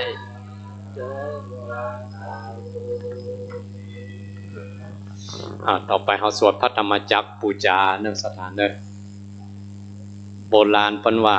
อานิสงส์ปล่อยท่วมหลังจ้างเขียนอานิสงส์ออกมาเป็นหนังสือเล่มเป็นเล่มเป็นเล่มจ้างยืนจุดจนท่วมบนหลังจ้างก่อนยังพรรณนาอานิสงส์มาจบจ้ะทั้งโลกียทรัพย์โลกุตตรทรัพย์ไหลมาเทมาโดยอานิสงส์ที่ได้สาธยายทำปฐมเทศนาของพุทธองค์เทวดาทั้งหลายหมื่นโลกกระธาตุแสนโกฏจักรวาลอนันตจักรวาลทุกจันทร์ภูมิมาสาธุหมดสัตถมนุษย์สาเวสุเอิญก็เป็นจันทร์เป็นจันทร์พระธรรมจักรของพระพุทธเจ้าเกิดขึ้นแล้วในโลกแล้วเนอะเอิญกันเป็นจันทร์เป็นจันทร์นะครับวันนี้เจ้าวันนี้อันเป็นเจ้าอันเป็นมังคละมงคลที่ท่านอาจารย์วรรณชัยได้ตาปาลูกศิษย์ลูกหาของท่านอาจารย์ได้สร้างพระธาตุจะยกจัดกันวันนี้ครูบาอาจารย์ท่านผู้เฒ่าผู้แก่มากันหมดมาเป็นเนื้อนาบุญอัปตานฉลองยกยอดจัดวันนี้มาเจ้านี่เขาก็เอายอดบุญอาศัยพระธรรมของพระองค์คือปฐมเทศนาของพระองค์มาสาธยายหรือมาสวดเจริญพุทธมนต์บูชาพระองค์บูชาแก้วเจ้าสามประการบูชาแก้วจุยเจียมาจากเมืองมันดาเลเป็นยอดชัดที่วางไว้สองหน้าคณะสัตยาธิราชที่เห็นเสาเนี่ยน้อมนึกภาพสัญลักษณ์นี่หันแก้วหันแสงอันนี้ใจสื่อไปถึงพุทธองค์ของพระพุทธเจ้าเป็นที่จังที่เพิ่งที่ระลึกตื่นยึดตีเหนียวแห่งจิตแห่งใจเอาเนอะเปิดมนต์พิธีเล่มเหลืองหน้า86อันนี้เปิดหน้า81ก่อนเนาะสักเคแบบไทยเนาะแต่คืนฟังแบบเมืองเขาว่าพร้อมกันเนอะอันเชิญเทวดาทั้งหลายมาฟังพระธรรมจักรกับปวัตตนสูตรของพุทธองค์โดยกันเถิดอาริตวา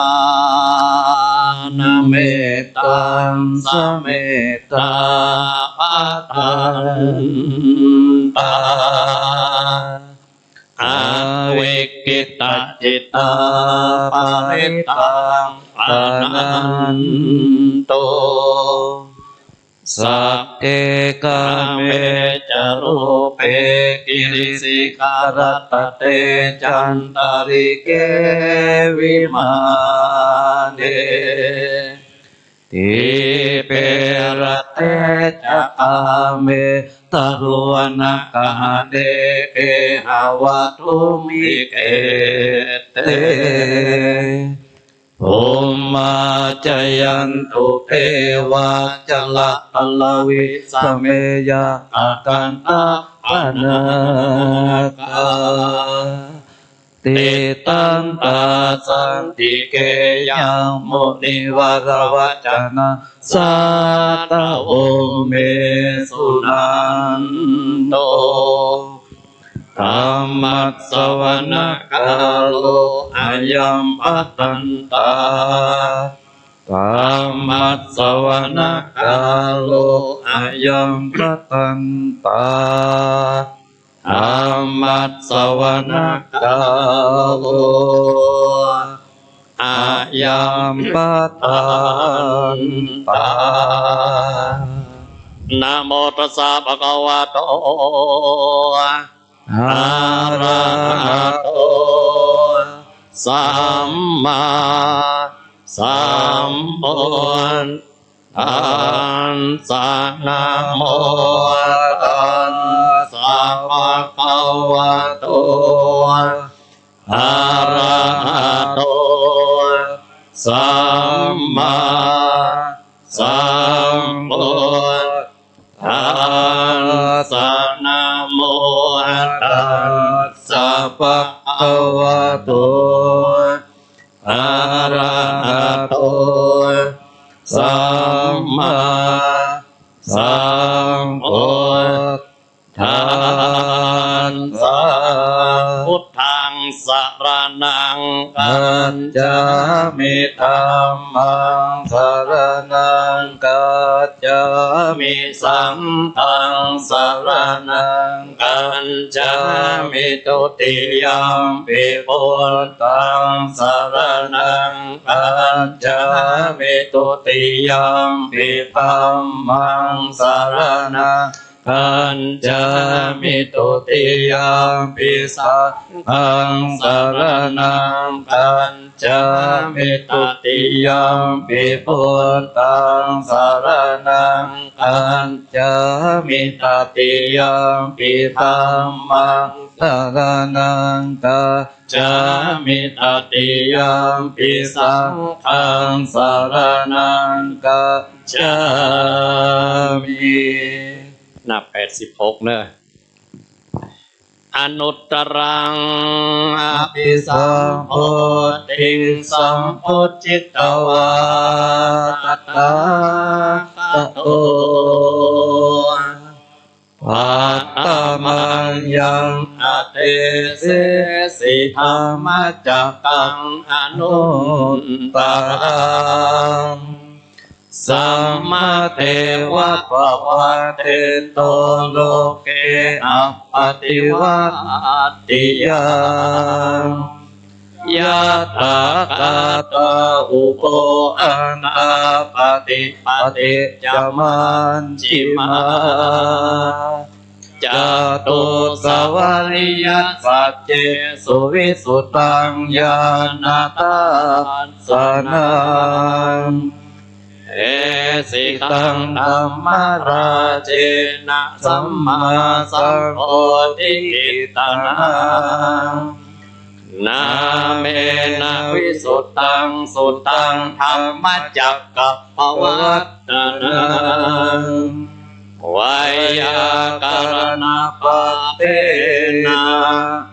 สังเกตังตังปนามเสเอวัมเมสุตังเอกังสมัยยังภคะวะปาราณติยังวิหารติสิปัตเนมิกตาเยตราตระโกภคะวะปัญจวัคคียปิโกหามันเตสิเวเมปิกเวอันตาภาปจิเตนะนะเสวิตามปโยจายังกาเมสุขัมมสุขังลิกาโนโยโกเอโนกัมโมโกตุจานิโกอนาริโยอนัตตสันติโตโยจายังอัตตกิลมัตตาโนโยโกตุงโกอนาริโยอนันตสันติโตเอเตเตอิขเวอุปอันเตอนุปัตตัมมัจจิมาปฏิปทาตัตตะกะเตนะภิสัมพุทธาจากปุการณียานการณียอุปสัมมา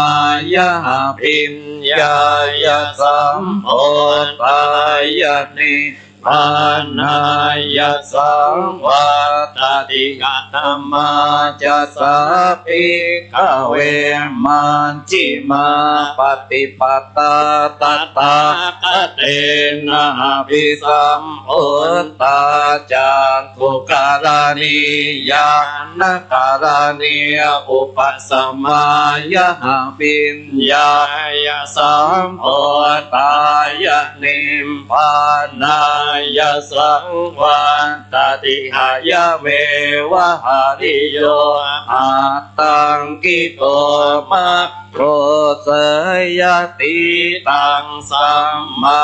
ทิฏฐิสัมมาสังกัปปะสัมมาวาจาสัมมากัมมันโตสัมมาอาชีวะสัมมาสติยามโมสัมมาสติสัมมาสมาธิอายังโพสาภิกขเวมัชฌิมาปฏิปทาตถาคเตนะภิสัมพุทธาจากขุการณียานการณีอุปสัมมายะปิญญายะสัมโพธายะนิพพานายะสังวันตติทังโคปนาภิกขเว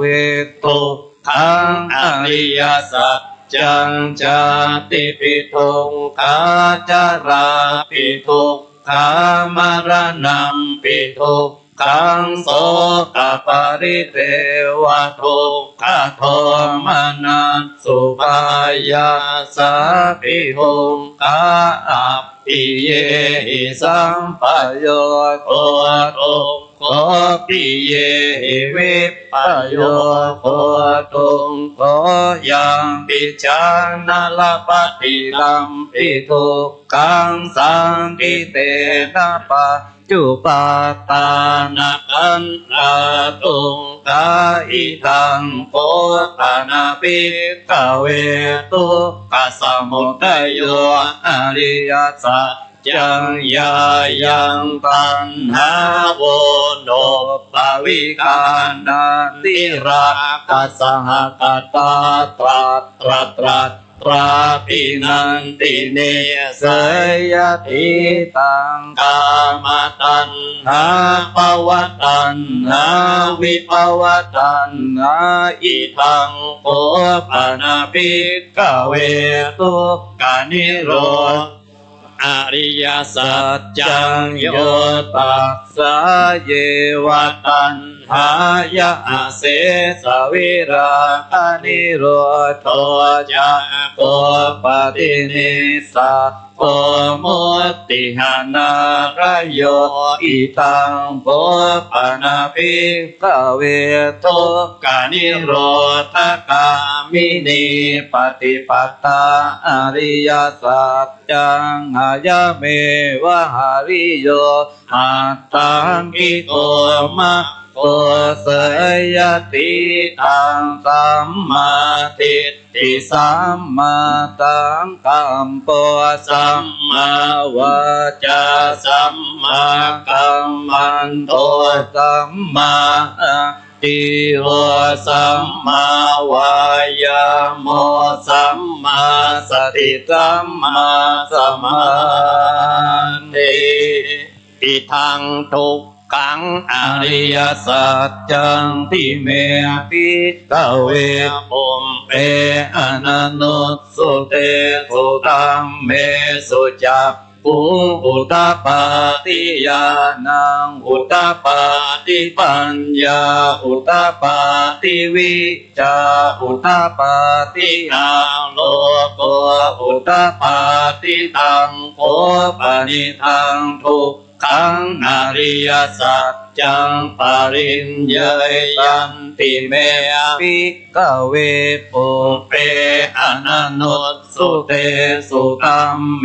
สุจักขุ กุอุตตปาติญาณังอุตตปาติปัญญาอุตตปาติวิชชาอุตตปาติอาโลโกอุตตปาติตังโกปริตังทุกขังอริยสัจจังปริญญาตันติเมภิกขเวปุมเปหานนุตสุเตสุตัมเม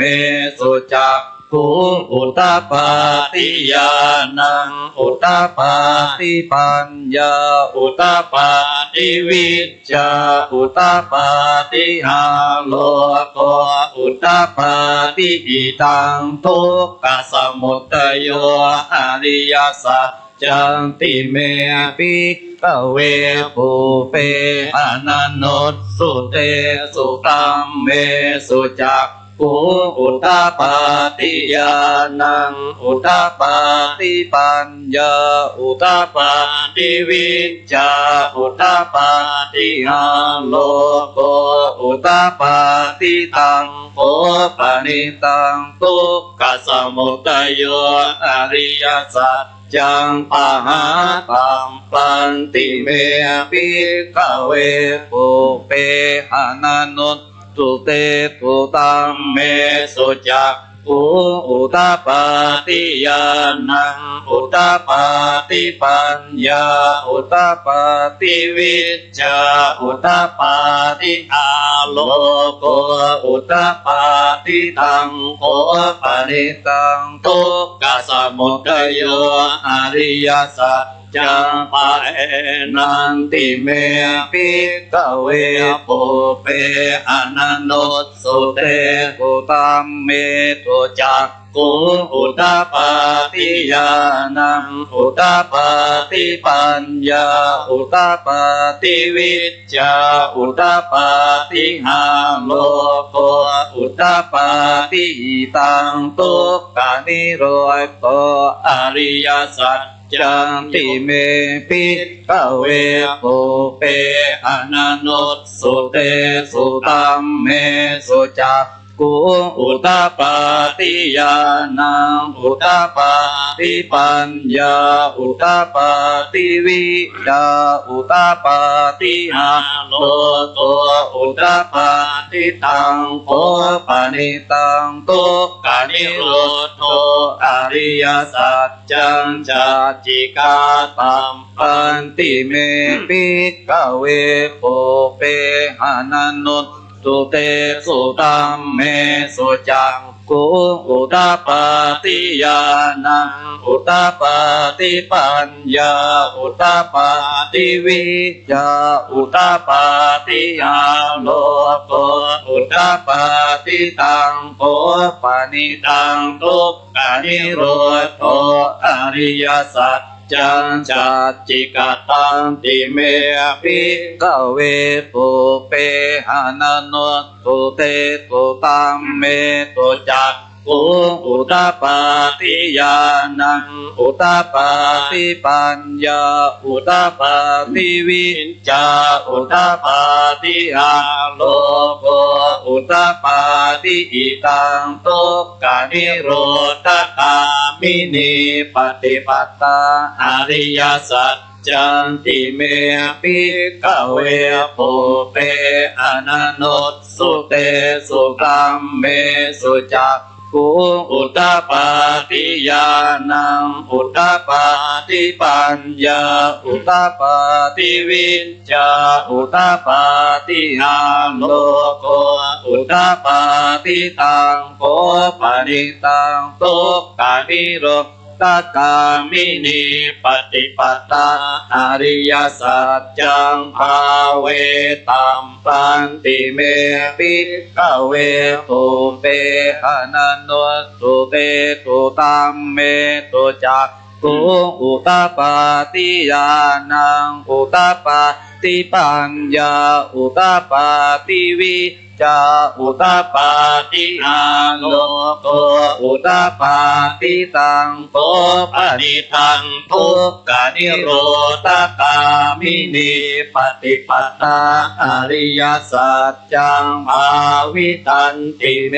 ปิกเวตุเปอนันโนสุเตสุตัมเมสุจักกุอุตปาติญาณังอุตปาติปัญญาอุตปาติวิจจาอุตปาติอาโลโสอุตปาติยาวะกิวังจะเมปิกเวปุเปอนันโนสุเตเจสุอิปาริวัตตังตวาตัสสะการังยะตาโอตังญาณทัสสะนังนาสุวิสุนตังอโหสิเนวตาวังปิกเวสเทวะเกโลเกสมาระเกสพรหมเกสัสสมณพรหมนิยาปัจจายสเทวมนุสสายานุตตรังสัมมาสัมโพธิงอภิสัมพุนโตปัญจัญญาสิงยโตจะโคเมปิกเวอิเมสุจโตสุขริยสัจเจสุเอวันติปาริวัตตังตวาตัสสะการังยะตาปุญญัญญาณทัสสะนังสุวิสุตตังอโหสิอาทาหังปิกเวสติวะเกโลเกสมาระเกสพรหมเกสัสสมณพรหมนิยาปัจจายสเทวมนุสสายานุตตรังสัมมาสัมโพธิงอภิสัมพุนโตปัญจัญญาสิงญาณัญจะปนเมตัสสะนังอุตปาติอากุมปาเมวิมุตติอายัมมันติมาจาตินาติธานิปุนาภโวติธรรมโวจะภควาอัตตมันปัญจวัคคียาภิกขุภควโตสิตังอภินันตุอิมัสสมิงจะปนวัยยากรณัสสมิงอัญญมานิอายัตตมะโตโกนอัญญัตสวิราจังวิตมะลังกัมมจักขุอุตปาติยังกินจิสมุทัยธัมมังสัมปันตังนิโรธธัมมันติปวัตติเตจะภควตาธัมมจักเกปุมมาเทวาสัตตมนุสสาเวสุงเอตัมภควตาภารานติยังอิสิปัตเนมิกตาเยอนุตตรังธัมมจักกัมปวัตติตังอัปปติวัตติยังสามเณรวาติมเนนวาเทเวนวามาเรนวาพลัมมุนาวาเกณจิวาโลกัสสมินติโอมมานังเทวานังสันตังสุตวาจาตุมมหาราชิกาเทวาตตมนุสสาเวสุงจาตุมมหาราชิกาเทวาตตมนุสสาเวเอาไหมหลวงพี่ล้วนเอาไหมหลวงพี่ท่านล้วนไปโอมมานังเทวานังสัตตังสุตวาจาตุมมหาราชิก กาเทวาสันนมนุนสาเวสุงจาตุมมาราชิกานังเทวานังสันนังสุตวาตาวติงสาเทวาตมนุนสาเวสุงตาวติงสานังเทวานังสันนังสุตวายามาเทวาสันตมนุนสาเวสุงยามานังเทวานังสันนังสุตวาตุสิตาเทวาตมนุนสาเวสุงยามานังเทวานะสันตังสุตวาตุวาสันตมนุนสาเวสุยามานังเทวานังสันตังสุตวาตุสิตาเทวาสัตตมนุนสาเวสุตุสิตานังเทวานังสันตังสุตวานิมมานารติเทวาตมนุนสาเวสุนิมมานารตินังเทวานังสันตังสุตวาปารณิมมิตวาสาวาติเทวาสันตมนุนสาเวสุงปารณิมมิตวาสาวัตตินังเทวานังสันตังสุตวาพรหมปาริจัจจเทวาสันตมนุนสาเวสุงพรหมปาริจัจจานังเทวานังสัตตังสุตวาพรหมปโรหิตาเทวาสัตตมนุนสาเวสุงพรหมปโรหิตานังเทวานังสันตังสุตวามหาพรหมเทวาสันตมนุนสาเวสุงมหาพรหมนังเทวานังสัตตังสุตวาปริตตาภาเทวาสันตมนุนสาเวสุงปริตตาภานังเทวานังสันตังสุตวาอัปปมานาภาเทวา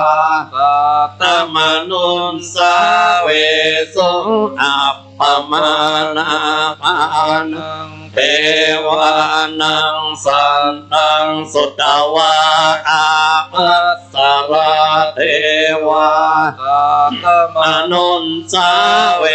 สุงอาภัสสรานังเทวานังสันตังสุตวาปริตตสุภาเทวาสัตตมนุนสาเวสุปริตตสุภานังเทวานังสันตังสุตวาอัปปมาณสุภาเทวาสัตตมนุนสาเวสุงอัปปมาณสุภานังเทวานังสันตังสุตวาสุภกินนาคาเท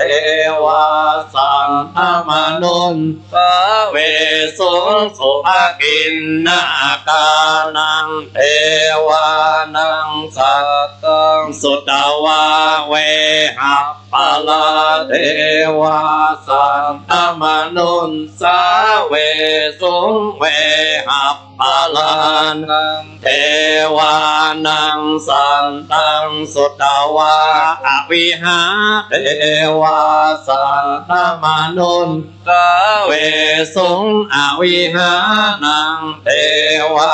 นังสันตังสุตวาอัตต ปะเทวา สัตต มนุษย์สาเวสุงอัตตปานังเทวานังสันตังสุตวาสุทัสสะเทวา สัตตมนุษย์ สาเวสุงสุทัสสะนังเทวา นัง สัตตังสุตวาสุทัสสีเทวาสัตตมนุนสาเวสุงสุทัสสีนังเท เทวานัง สันตังสุตวาอาการนิตตกาเทวาสันตมนุน สา เวสุงเอตัมภควตาภารานสิยังอิสิปตเนอภิกตาเยอนุตตรังธรรมจัก ขัง ปวัตติตังอัปปติวัตติยังสมณเณนวะพรัมมเณ นวัตถิ เวนวามาเรนวา สัม มุนาวาเกนจิ วา โลกัสสมิติอิติหะเตนะกันเนนะเตนะโมเตนะยาวะพรัมมโล สันโตอาภุกัสสิอายัญจตัสสะหัสสีโล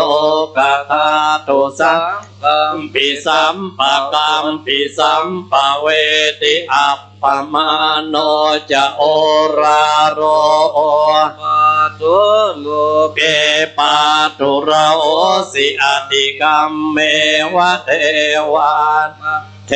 วานุภาวังอัตโกภะคะวาอุทานังอุทานิสิอัญญาสิวัตโอโกนอัญโยอัญญาสิวัตโออัญโยติอิติหิตังอายัสสมะโกนอัญยัสสะอัญญาโกน ตัน โยตะเววนามังอาโอสิติทุกขปัตตาจนิทุกขาพยาปัตตาจนิพยาโสกปัตตาจนิโสกาโอตุสัพเพปิปานิโนเอตาวตาจามเมสัมปะตังบุญญาสัมปะตังสัพเพเทวานุโมตันตุสัพพสัมปติสิทธิยาทานังตตันตุสัพตายาสีลังลักขันตุสัพพตาภาวนาปิรตาโอตุกัจจันตุเทวตาตตาสัพเพพุทธาปลาปัตตาปัจเจกานันจายังพลังอรหันตานันจะเตเจนะรัตตังปันนานิสัพพะโสภวตุสัพพมังคลังรัตตันตุสัพพะเทวตาสัพพะพุทธานุภาเวนัสสตาตุทิภวันตุเตภวตุสัพพมังคลังรัตตันตุสัพพะเทวตาสัพพะธัมมานุภาเวนัสสตาโสทิภวันตุเตภวตุสัพพมังคลังรักขันตุสัพพะเทวตาสัพพะสังฆานุอาเวนัสสตาโสติภวันตุเตเปิดหน้า8บทกรวดน้ำตอนเช้าก็ได้บทจัดน้ำหมายตามแบบไทยบทแผ่เมตตาบทอุทิศคุณความหมายกว้างๆอันเดียวกันหมดน้อมนึกอุ่นแก้วสามอาการสัพพะปาริตตานุภาเวนะพระปาริตเอาแต่เจริญพระธรรมจักรกับปวัตนสูตรปฐมเทศนาของพระองค์สวดถวายปูจาองค์พระธาตุได้ยกชัดกันวันนี้สวดกันแม่เจ้านี่ก่อนแบบส่วนตัวของพวกเขาทั้งหลายมาเจพิธีทางการเป็นฝ่ายอาทิตย์ที่เป็นทางการบุญอานิสงส์อันใดที่เกิดขึ้นแผ่ไปยังสรรพสัตว์ทั้งหลายมาอนุโมทนาบุญในครั้งนี้น้อมนึกเวลาหยาดน้ำหมายตานกับมันน้ำตกใหญ่ๆใหญ่ที่สุดในโลกเทโครมอันนามายังปัต ติทานากาตโยปนามเสยาเทวตาสันติวิหารวาสินีตุเปกะเรโพธิกะเรตาอิงตาอิงอาตมะตาเนนะภวันตุปูจิตาโสติงกโรนเตตวิหารมันตะเรเทราจมัจจานวกาจพิกโวสารามิกาตานปฏิอุปาสกาธรรมาจะเตสานิกามาจะอิสราสัพพะนาปุตตาสุขิตาภวันตุเตจาราปุจาเยปิจันตสัมภวาสันติทัจจนาอัตโวปปาติกานิยานิกังธรรมวรังปฏิจจเตสัพเพปิทุกขัสสะกโรนตุสังขยาสาธุจิรังสตังธัมโมธัมมัสสะราชบุคคลาสังโฆตุสัมมังโฆวะหัตถายะจาอิทายะจาธัมเมรักขันตุสัทธัมโมสัพเพปิธัมมจาริโนโกติสัมมาวุทัยยามะตัมเมอริยปเวทิเตปัสสนาโอตุสัพเพปิปานิโนพุทธสัสสเนสัมมาทารังปเวจันโตกาเลเทโวภวัสสโตโกติปาวายสัตตานังสวามิตังเดตุเมตนิมาตาปิตาจาตรัจจามิจังรักขันติพุทธคังเอวังธัมเมตราจาโนอาจังรักขันตุสัพพะตาอะระหังสัมมาสัมพุทโธภะคะวาพุทธังภะคะวันตังอภิวาเทมิสวากขาโตภะคะวะตาธัมโมธัมมังนามัสสามิสุปฏิปันโนภะคะวะโตสาวกสังโฆสังฆังนามามิโอ้สัตตุบุญรักษากันเลย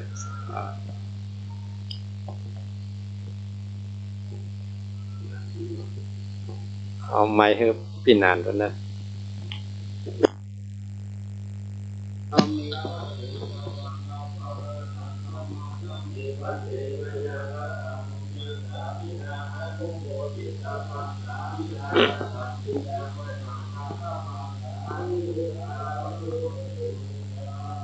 จัตตารโอธรรมาวัฏันติอายุวันโนสุขังพลังบุญกรรมบุญจูบุญรักษากันจูผู้จูคนเด้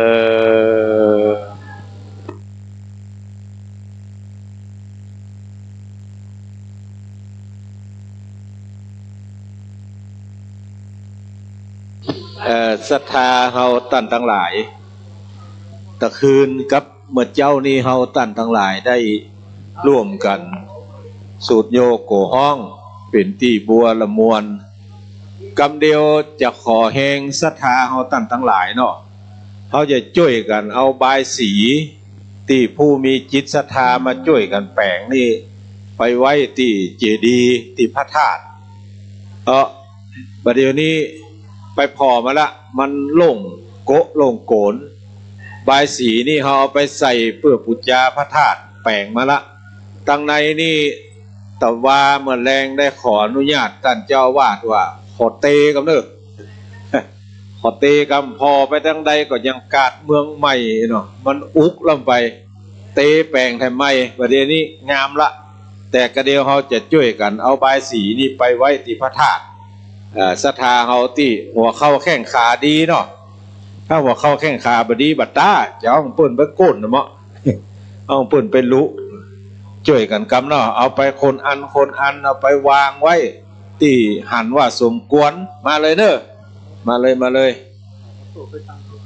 เอาโต๊ะไปตั้ง1 ตัวก็ได้เนาะถ้ามันมีก็ลองพอตำห้อมตำหูมันช่วยกันเอาตั้งตัวกำแล้วก็ตะคืนแล้วไผ่นอนศาลานี่พ่อเอาหมอนเอาผ้าห่มไปกำเดียวขอเก็บมากำเนาะเนนวัดปากกลางเจริญเด้อตีเอาผ้าตัวเอาหมอนไปแม่ขึ้นมาเอาเลยย่ำได้ผมเนี่ยมาเอาเลยย่ำได้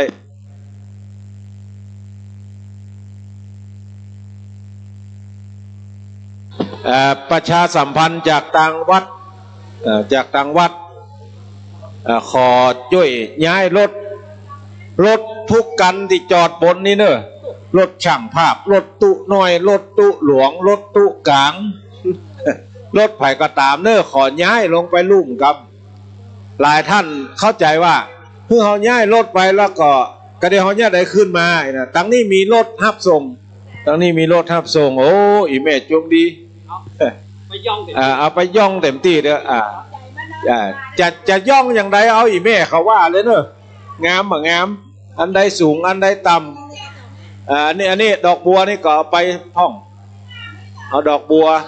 เอาไว้นี่2 อันบ่ละเอาดอกบัวขาวกับดอกบัวแดงไว้นี่2 อันใบสีให้มันก็ไปก็เดี๋ยวจะจัดให้ใหม่เนาะเรื่องรถเนอะเรื่องรถทุกเจ้าพระเนรทั้งหลายที่มานอนข้างนี่ขอเมตตานะครับเอาสัมภาระเต่าที่จะใจได้ลงรถเอาสัมภาระเต่าที่จะใจได้ลงรถแล้วก็ระวังมันก้นเนี่ยกำบนเลยสัมภาระลงรถนะครับแล้วขอย้ายรถลงไปลุ่มวัดไปกันเนอะกันเดียวจะจัดแถมใหม่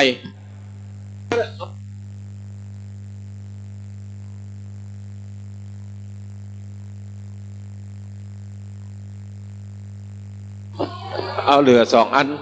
ใบสีมินิอันแม่ถ้าเอาตั้งนิ่มได้ก็ไปตั้งหลังระวังมันกล้องไปก่อนปัดต้องงามละเต้นแก้วก็เดี๋ยวเขาจะจัดทำไมในนี้อีแม่เขาไปจัดที่ธาตุเนอะสันใดจะดีจะงามเอาอีแม่เขาว่า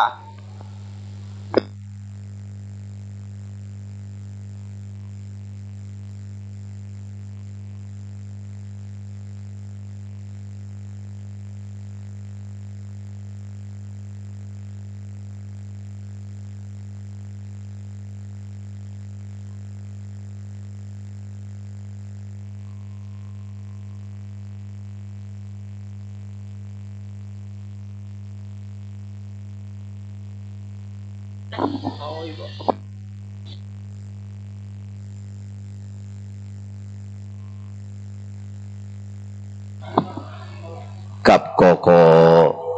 นะครับถวายความเคารพเนอะนะครับกราบนมัสการเมตตาพระมีในท่านอาจารย์พระครูบาวรรณชัยชยานันโทเจ้าอาวาสนะครับพระพุทธศรีคีรีอันศักดิ์สิทธิ์แห่งนี้พร้อมโดยพระสงฆ์องค์เนรทุกรูปกราบนมัสการขอบพระคุณในเมตตาปรมีธรรมของท่านพระครูสุเมธธรรมเสวีท่านพระครูชลทานพิทักษ์และก็ท่านพระคุณเจ้าพระภิกษุสามเณรทุกรูปที่ได้เมตตานำศรัทธาญาติโยมนะครับในการสวดมนต์เจริญพระพุทธมนต์ในตอนเช้านะครับได้สวดธรรมจักรปวัตนสูตรเป็นที่เรียบร้อยประถมเทศนาครับแล้วก็ขอบพระคุณในเมตตาปรมีธรรมของท่านพระครูสมุวิสุวัตรวรกิจโจตื่นขึ้นมาตั้งแต่ตี2 กึ่ง มาเปิดนะครับไลฟ์สดนะครับในงานวันนี้ยกยอดชัดนะครับได้ตกลงกับหลวงพ่อพระครูชลทานพิทักษ์ตอนนี้หลวงพ่อสมเด็จว่าโฮงกาแฟของวัดม่อนฤาษีปากตางสามัคคีดอยลอตอนนี้เปิดแล้วเนอะนิมนต์ท่านพระคุณเจ้าพระภิกษุสามเณรและเรียนเชิญพ่อพี่น้องเฮานะครับได้ไปฉันได้ไปทานกันได้เนอะได้ไปดื่มกาแฟกันในช่วงเช้าเอากำลัง แม่เจ้าไว้ก่อนนะครับนิมนต์ทุกๆรูปเนอะแล้วก็เรียนเชิญพี่น้องเราทุกคนครับกาแฟของม่อนฤาษีนะครับปากทางสามัคคีโดยหล่อนะครับกับเดี๋ยวเขาก็จะเตรียมสถานที่ตั้งนี้แห่มรอบนึงนะครับท่านพระครูชนละทานพิทักษ์บอกว่าเนื่องจากว่าโหนต่างมันไก่สมมติว่าเขานิมนต์พระคุณเจ้าไปทำพิธีแล้วปิกมาหับตาเนี่ยมันไข่กันลำไปเขาจะทำพิธีตัวนี้คือเสร็จกล่าวคำถวายตึงชัดกล่าวคำถึงไหวพัฒนาหารอย่างเรียบร้อยนะครับถวายตาลเรียบร้อยพระสงฆ์อนุโมทนามูเฮากรวดน้ำหมายตาลอิมังยังกินจิวันตาหลวงวันทานน้อยเรียบร้อยนะครับเฮาก้อยไปยกชัดเอาอย่างอีดีกว่ามันจะทีเดียวจบเป็นวันสต็อปเซอร์วิสเอาทีเดียวจบถ้าอันนี้มันจะยุ่งยากเพราะว่าระยะทางมันนี่ครับจากศาลาปรริญญาหลังนี้ไปที่พระธาตุเจดีย์พุทธศิกิรีนี่เกือบจะเกินโลดังนั้นก็เพื่อบรรลุเป็นการเสียเวลาเนาะอย่างหลวงพ่อถ้าเอาหลวงพ่ออินทยานรังสีไปนะครับปะทบนะครับจะเป็นการที่บังควรเนาะเอาเพื่อนเดียวจบไปยกยอดชัดทีเดียวจบพี่น้องเขาก็เตรียมกำลังกันเดียวจบถวายตาลเรียบร้อยกวดน้ำหมายตาลเรียบร้อยแล้วเขาก็ไปยกยอดชัดเจดีย์พุทธศิกิรีตัวกันเนอมีตึงชัดแล้วก็ยอดชัดนะครับวันนี้เจ้าภาพของชัดทั้งหลายทั้งมวลนี่เป็นของศรัทธารวมจึงมุดจึงมัวแต่ว่ายอดชัดนี่มีเจ้าภาพก็คือคุณกสิเดชภูประพัฒน์สอนนะครับเพื่อนพักอยู่ในเมืองเดียวสักกรรมก็คงจะเดินทางมากับพระสงฆ์องค์เจ้าที่เราได้กราบอาราธนามาเจริญพระพุทธมนต์ยกยอดชัดเจดีย์ในวันนี้ก็นะครับล้วนแต่เป็นพระมหาเถรานุเถระที่ทรงสมณศักดิ์เป็นส่วนใหญ่เนอะแต่ว่าบริมาอาจจะมีบางส่วนมาวันนี้หรือว่าแต่ว่าที่มาบางส่วนก็ไม่ได้มาแล้วในวันนี้ก็สลับคับคละเขากันไปนะครับพี่น้องที่จะใส่ขันแก้วทั้ง3ก็ขอเรียนเชิญเนอะขันแก้วทั้ง3ขันศีลใส่ให้เรียบร้อยนะครับเดี๋ยวท่านพระสงฆ์องค์เจ้าจากวัดเราก็จะได้นำเตียนหน้าพระ2 เล่มเตียนสัตพันธ์นะครับ7 เล่มแล้วก็เตียนมงคลแห่ง2 เล่มรวมเป็น9 เล่มนะครับเผื่อว่ามีศรัทธาพระพี่น้องที่เป็นตัวแทนมากันหลายท่านจะได้ช่วยกันจุดเทียนเพื่อสว่างสวัยรุ่งโรจน์โชติช่วงชัชวาลนะครับท่านอาจารย์วรรณชัยมาแล้วก็จะไปตกใจเนอะที่หน้าวังนี่นะครับที่หน้าพระเจ้านี่เป็นเปลี่ยนรูปโฉมเป็นลูกใหม่เนอะนะครับเป็นลูกใหม่มีอย่างเพียบพร้อมสมบูรณ์โดยไอเดียนะครับของท่านพระครูชนละทานพิทักษ์นะครับพร้อมกับท่านปลัดนะครับได้ช่วยกันแปลงด้วยกันตกแต่งริศนานะครับเพื่อมันดีเพื่อมันงามนะครับเพื่อมันถูกต้องเพื่อมันดูแล้วก็โล่งอกโล่งตาแล้วก็โล่งใจเข้าไปกราบไปไหว้พระพุทธประธานได้นะครับแบบง่ายๆเด้อนะครับวันนี้ก็พี่น้องเขาก็ขอเรียนเชิญเลยนะครับในช่วงเช้านี้นะครับเขามีการถ่ายทอดเสียงภาพแล้วก็มีการบันทึกภาพโดยนิ้วทองคำนะครับหรือว่าไอ้น้อยนิ้วทองคำก็เรียกว่าดังไปทั่วโลกเลยถ้านิ้วทองคำได้โพสต์นี่นะครับพี่น้องก็จะปรากฏทั้งภาพทั้งเสียงพร้อมกับของวัดฝ่ายหินนะครับท่านอาจารย์พระครูสมุวิสุวัฒน์นี่ควบคุมคอนโทรลนะครับพร้อมกับทีมงานนะครับของวิทยุฝ่ายหินนะครับมาพร้อมกับเรายกเครื่องใหญ่จากสถานีนี่มาตั้งไว้ที่เต็มสตรีมเลยนะครับก็เพราะว่านะครับอยู่บนพุทธศิกิรีนี่ลมมันเย็นพี่น้องนะครับแล้วเมื่อค่ำเมื่อคืนมานี่เย็นมันมีคำว่าฮ้อนแต่ตอนเช้านี่ก็ยังมียุงขันแก้วอยู่บนไม่ขึ้นไปเลยไม่เป็นไรเหยียบพรมขึ้นไปได้นะครับใส่ขันแก้วทั้ง3เลยนะครับขันศีลขันอย่างเรียบร้อย นะครับเรียนเจอเลยเนอะพี่น้องเขาทุกคนทุกท่านเนอะนะครับคนเป็นยอดนะครับของทรัพย์ประดับโลกคุณว่าคนจริงโชคนับค่ามหาศาลคนเมืองดินเมืองคนเมืองฟ้าเมืองดินถิ่นกันดารคนทุกย่านทุกเผ่าค่าเท่ากันวัฒนธรรมประเพณีแต่ละที่ละต่างก็แตกต่างกันไปตามลักษณะภูมิภาคเนาะตามพื้นที่แต่เขามีตาร์เก็ตหรือว่าจุดมุ่งหมายเป้าประสงค์อันเดียวกัน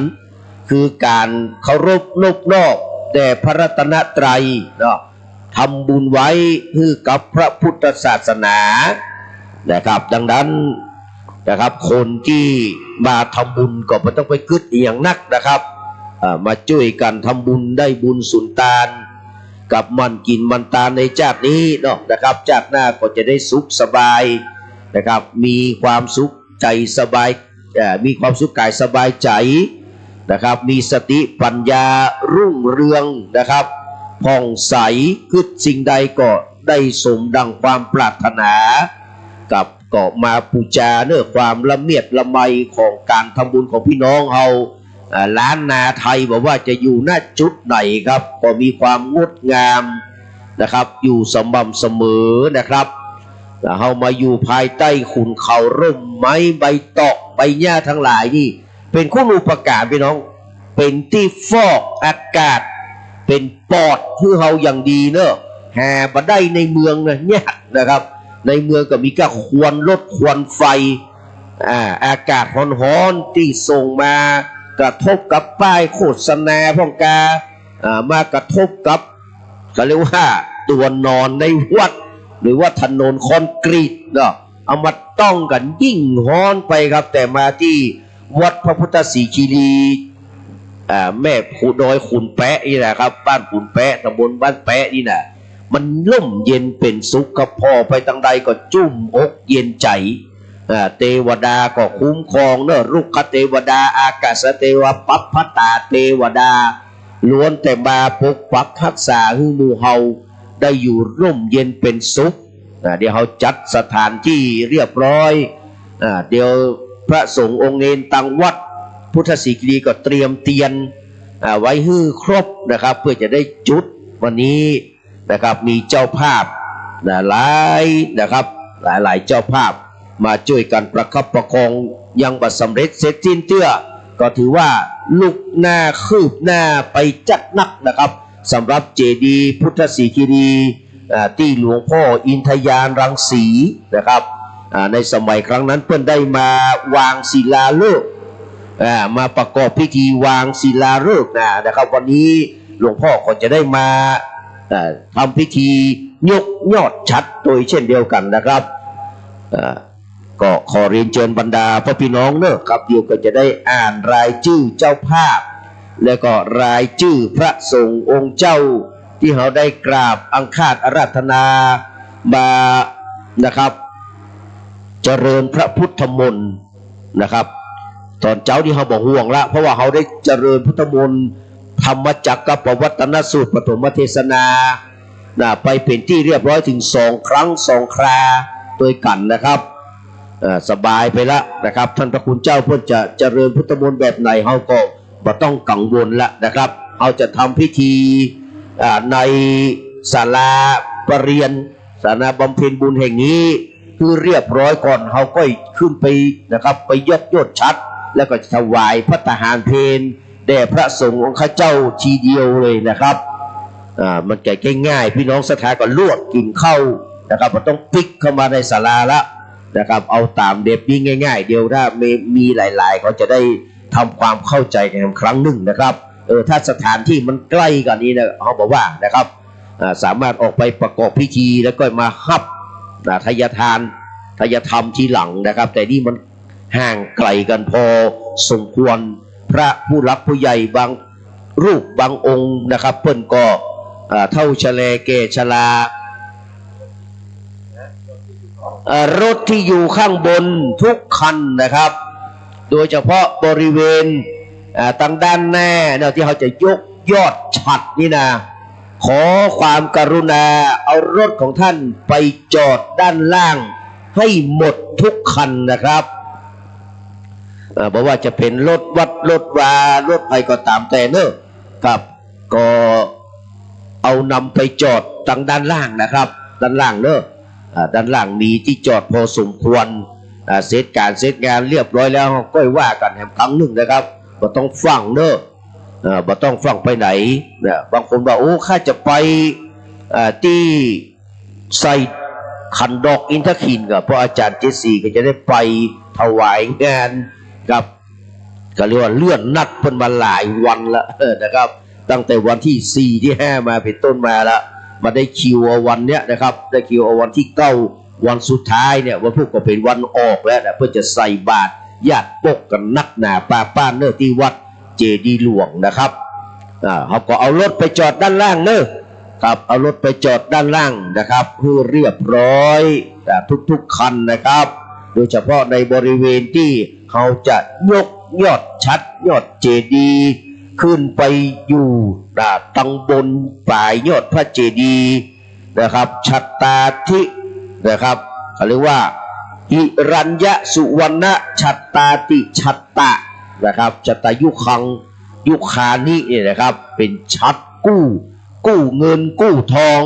ถึงแม้จะมีแค่4เรื่องครับก็จะว่าอย่างเงี้ยครับเพราะว่ามันเป็นของกู้กันนะครับนะครับเงินเอาไว้ขวาแต่คำเอาไว้ซ้ายเป็นว่าคำซ้ายเงินขวานะครับก็เลยว่าหิรัญญสุวรรณชัตตะนะครับก็คือเป็น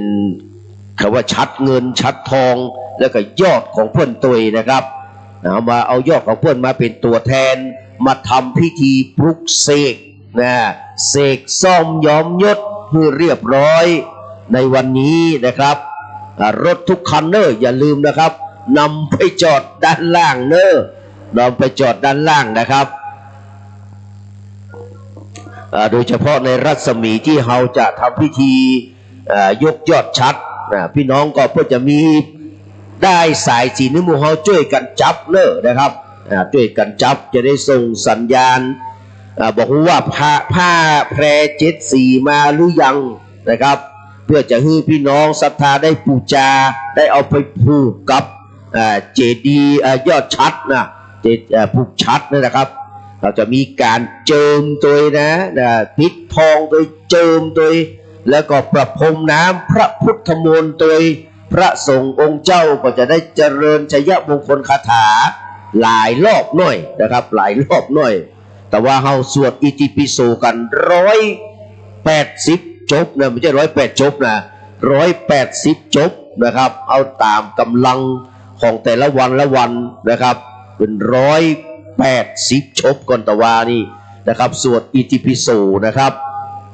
ช่วยกันสวดเมตตาธรรมโดยท่านพระครูอภิวัตรทววิกรมนะครับรองเจ้าคณะอำเภอโดยรอ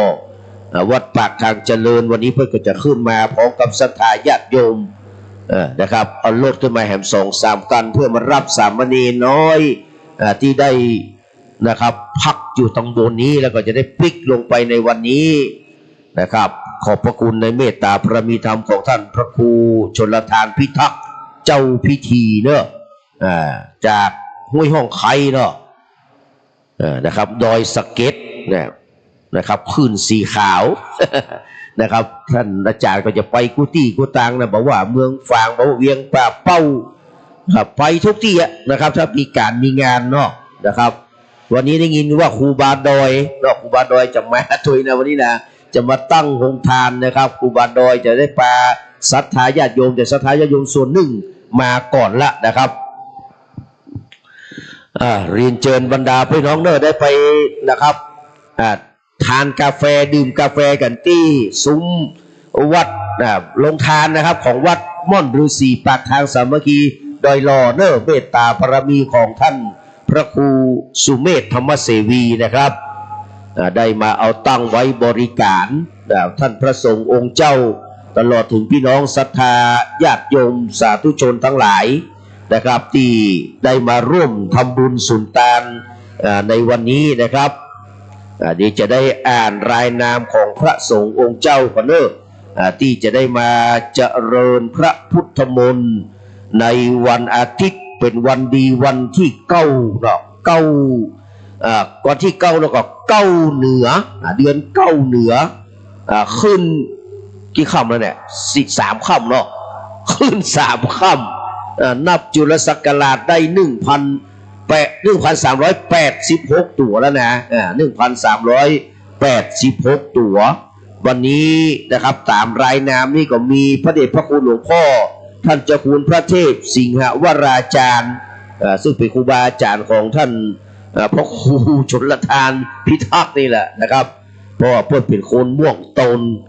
รองเจ้าคณะจังหวัดเชียงใหม่นะครับเจ้าอาวาสวัดพระสิงห์วรมหาวิหารพระอารามหลวงจันเอกของเมืองเชียงใหม่นะครับนอกนั้นยังจะมีหลวงพ่อพระครูอินทยานรังสีนะหลวงพ่อเจ้าอาวาสวัดพระพุทธนิมิตที่ปรึกษาเนาะเจ้าคณะอำเภอจอมทองนะครับหลวงพ่อได้มาเขาเรียกว่าวางศิลาฤกษ์แต่ก็ได้มาทำพิธีวางศิลาฤกษ์เมื่อหลาย10 ปีที่ผ่านมานะครับ10 กว่าปีที่ผ่านมานอกจากนั้นก็มีพระครู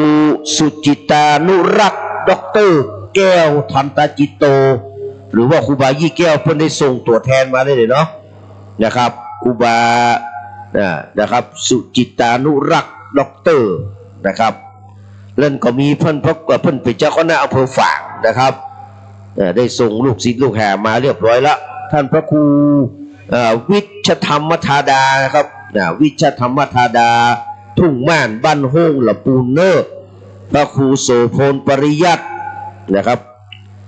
ผู้ช่วยเจ้าวาดวัดพระสิงห์วรมหาวิหารเลขานุการรองเจ้าคณะจังหวัดเชียงใหม่หลวงพ่อพระครูมงคลวิสิทธิ์เจ้าคณะอำเภอแม่แจ่มเจ้าอาวาสวัดบุพารามสวนดอกไม้ที่แม่แจ่มนะครับหลวงพ่อพระครูสาธุกิจจานันท์เจ้าคณะอำเภอดอยลอเจ้าอาวาสวัดพระธาตุดอยน้อยหลวงพ่อพระครูสุจิตปัญญารัตน์นี่เจ้าคณะอำเภอจอมทองเจ้าอาวาสวัดบ้านแปะนะครับบางคนหลงไปว่าวัดพุทธศิกรีถ้าอย่าเลี้ยวซ้ายตั้งวัดบ้านแปะนี่ค่ะไปหลงประเทศสักคำนะต้องมาตั้งหลักเลยเนอะครับมาตั้งหลักเลยนะครับท่านพระครูสุเมธธรรมเสวีนี่มาเมื่อตะวาละวัดม่อนฤาษีเจ้าคณะตำบลดอยหล่อเขต1นะครับครับขอนิมนต์นะครับกราบอาราธนานิมนต์เนอะท่านพระอาจารย์ครูบาวรรณชัยชยานันโทเจ้าอาวาสวัดพุทธศรีคีรีครับได้มาปั่นโจกปั่นพรปั่นใจคือกับพี่น้องศรัทธาที่มาร่วมทำบุญกับเนอะตั้งแต่ตะคืนแล้วบอกหันหน้าหลวงพ่อนะไปทางใดละบูนี่หลวงพ่อท่านอาจารย์วรรณชัยนะถ้าจะอิทถ้าจะเหนื่อยพอสมควรละนะครับ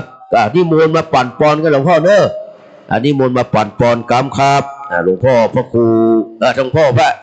อาจารย์นะครับวรรณชัยชยานันโทนะครับจากนั้นก็มีท่านพระครูสถิตสารคุณนะครับวัดหนองผาขาวป่าซางพุ่นนะครับหลวงพ่อพระครูสุนทรปัญญารัตน์ปารกฟ้าป่าซางหลวงพ่อสมหวังนะครับพระครูกัลยาณปราโมทย์วัดม่อนห้วยแก้วนะครับหลวงพ่อพระครูวิพัฒน์บุญยสารวัดยางคลามนี่นะครับผมจะเอาอันนี้มาก่อนเนี่ยนะครับลงทานเนอะรอสักครู่เนอะคุณแม่เนอะท่านอาจารย์สมชาติมีแบงค์ย่อยให้โยมแลกไหมจ๊ะลงจะแยกร่วมทำบุญน่ะกรรมการวัดเท่าเนอะถ้ามีแบงค์ซาแบงค์ย่อยแบงค์ร้อยเขารอคณะกรรมการเขาเนอะครับมีแบงค์ซาแบงค์ย่อยแบงค์ร้อย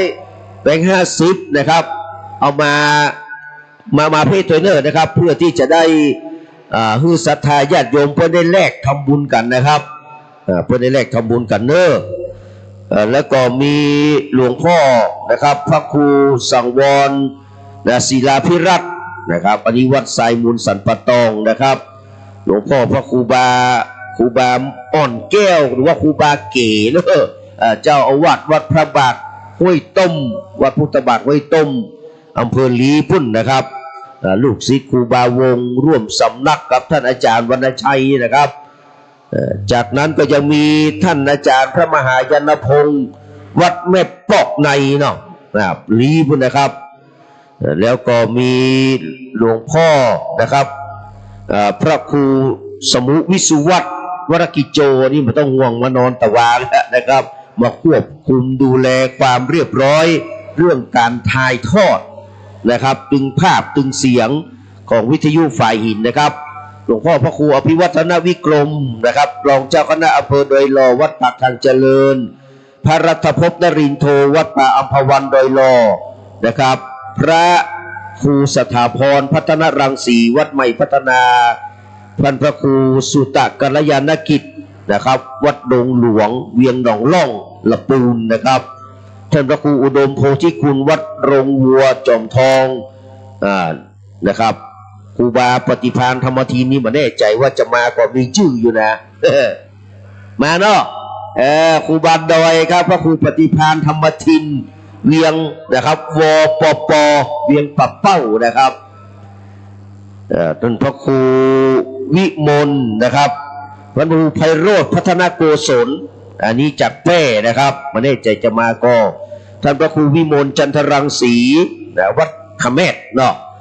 จอมทองนะครับพระครูสุนทรธรรมวิทย์วัดเปาหนุ่มเนาะไม่แจ่มคุณนะครับ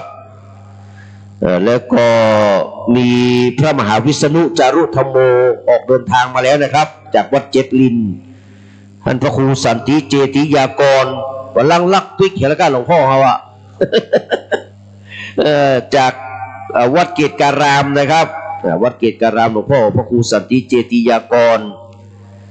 บ้านเพิ่นอยู่ไม่วังนะแต่ว่าเอาญาติพี่น้องมาทำโรงทานตัวนะครับกราบนมัสการขอบพระคุณนะครับท่านพระครูสมุชัยวัฒน์นะครับนาคเสโนนะครับตู้ลุงยองนะครับโอ้ก็เตรียมมาแล้วเนาะ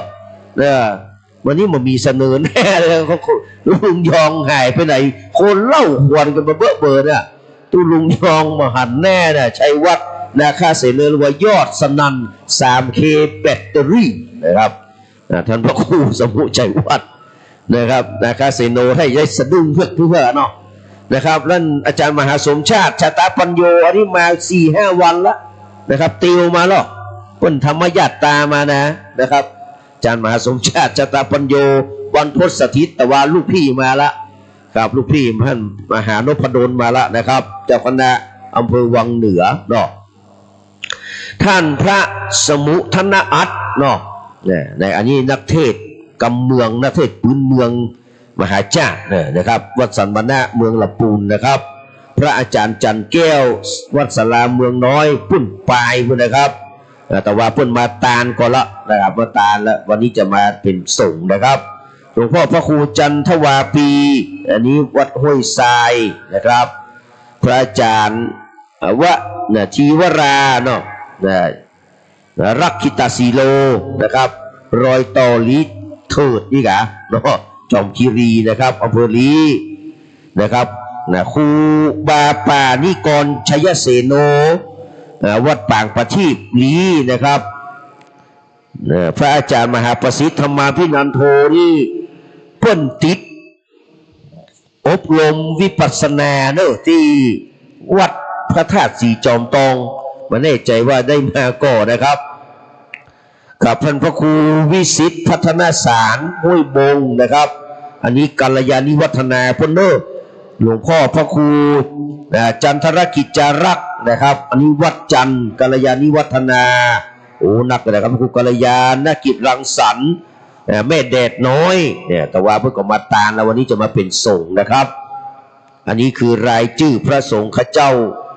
ที่เราได้กราบอังคาดอาราธนามาเจริญพระพุทธมนต์ยกยอดชัดเนอะครับนิมนต์หลวงพ่อพระอธิการนะครับ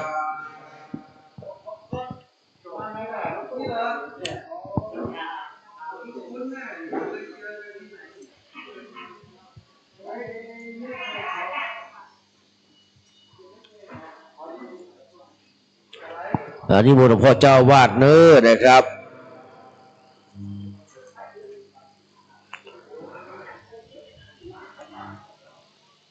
แล้วก็ยังมีตู้ลุงโจนะครับ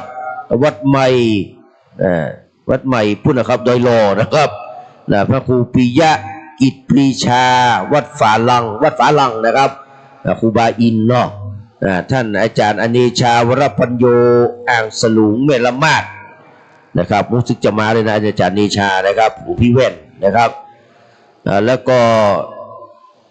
วัดดงป่าหวายนะครับท่านอาจารย์วิภาควรคุโนนะครับท่านพระครูวิธานกัลยาณกิจนะครับวัดห้วยไร่อันนี้ตุ้งหัวจ้างหลวงพ่อพระครูชนลทานพิทักษ์นะครับแม่ห้องใคร เจ้าศาสนาพิธีเนอะฝีมือของท่านพระครูชนลทานพิทักษ์วันเนอร์นะครับแล้วก็พระ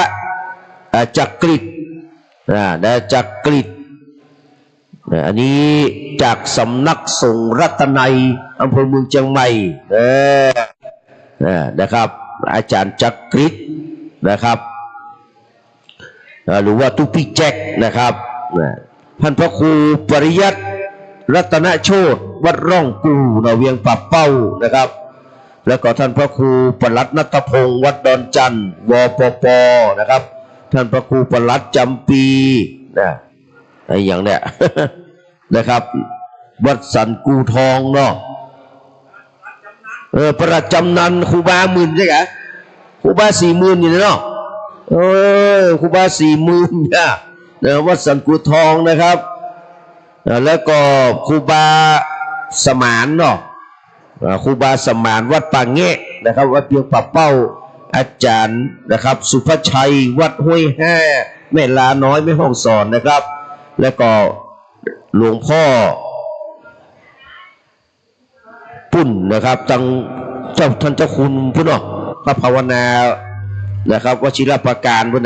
นะครับที่อยู่วัดเขาเรียกว่าผาซ่อนแก้วเพชรบูรณ์พุ่นเนาะนะครับคุณเขาจะได้แปะพอยู่เนอร์นะครับแล้วก็พระพิสารประชานุกูลนะครับจากตากเนาะจากจังหวัดตากนะครับซึ่งเป็นสังกัดของพวกนี้คือวัดศรีโสดาพระอารามหลวงนะครับแล้วก็มีพระธีรศักดิ์ปัญญาปฏิโปนะครับวัดมอเกอร์เนาะนะครับจังหวัดตากอันนี้คือรายชื่อพระสงฆ์องค์เจ้านะครับการนิมนต์อาจารย์วรรณชัยเนอะนะครับอาจารย์วรรณชัยชยานันโทนะครับนิมนต์เนอะไผ่หันท่านอาจารย์นิมนต์มาปั่นปอนกันเนอะญาติโยมเพื่อนมารออยู่นะครับอันนี้ก็คือกำหนดการในช่วงเช้านี้นะครับบอกว่าอาจารย์มหาสมชาติไปไหนตะกี้จัดรายการประจบด้วยหรอ จัดรายการประจบด้วยนะครับสำหรับรถรานะครับถ้ามาส่งนะครับถ้ามาส่งครัวเรียบร้อยแล้วก็เอารถไปจอดด้านล่างเนอะตีครับตีครับเรารู้จักดีครับผมรู้จักกับเพื่อนดี ตู้พี่เตหรือว่าครูบาเตนะครับเป็นเจ้าอาวาสของวัดพระพุทธบาทห้วยต้มเนาะแดนอันศักดิ์สิทธิ์ลูกศิษย์ครูบาวงนะครับครูบาใจยะวงศาพัฒนานะครับแปลว่านักบุญนะครับซึ่งมีประวัติติดตามได้รับเมตตาพระมิธรรมจากครูบาเจ้าสรีวิจัยหลายสิ่งหลายอย่างนะครูบาเพิ่นนำถือวัดปฏิบัติธรรมนะครับจนวันนี้เขาต้องมีการเปลี่ยนผ้าเนาะเปลี่ยนผ้าของครูบาทุกปีนะครับ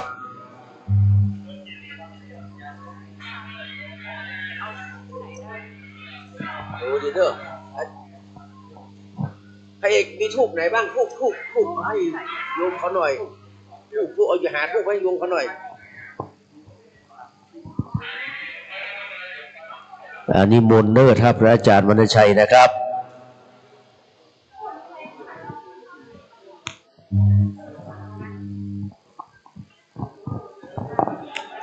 เรียนเชิญบรรดาพ่อพี่น้องเขาเนอร์ครับช่วงนี้ก็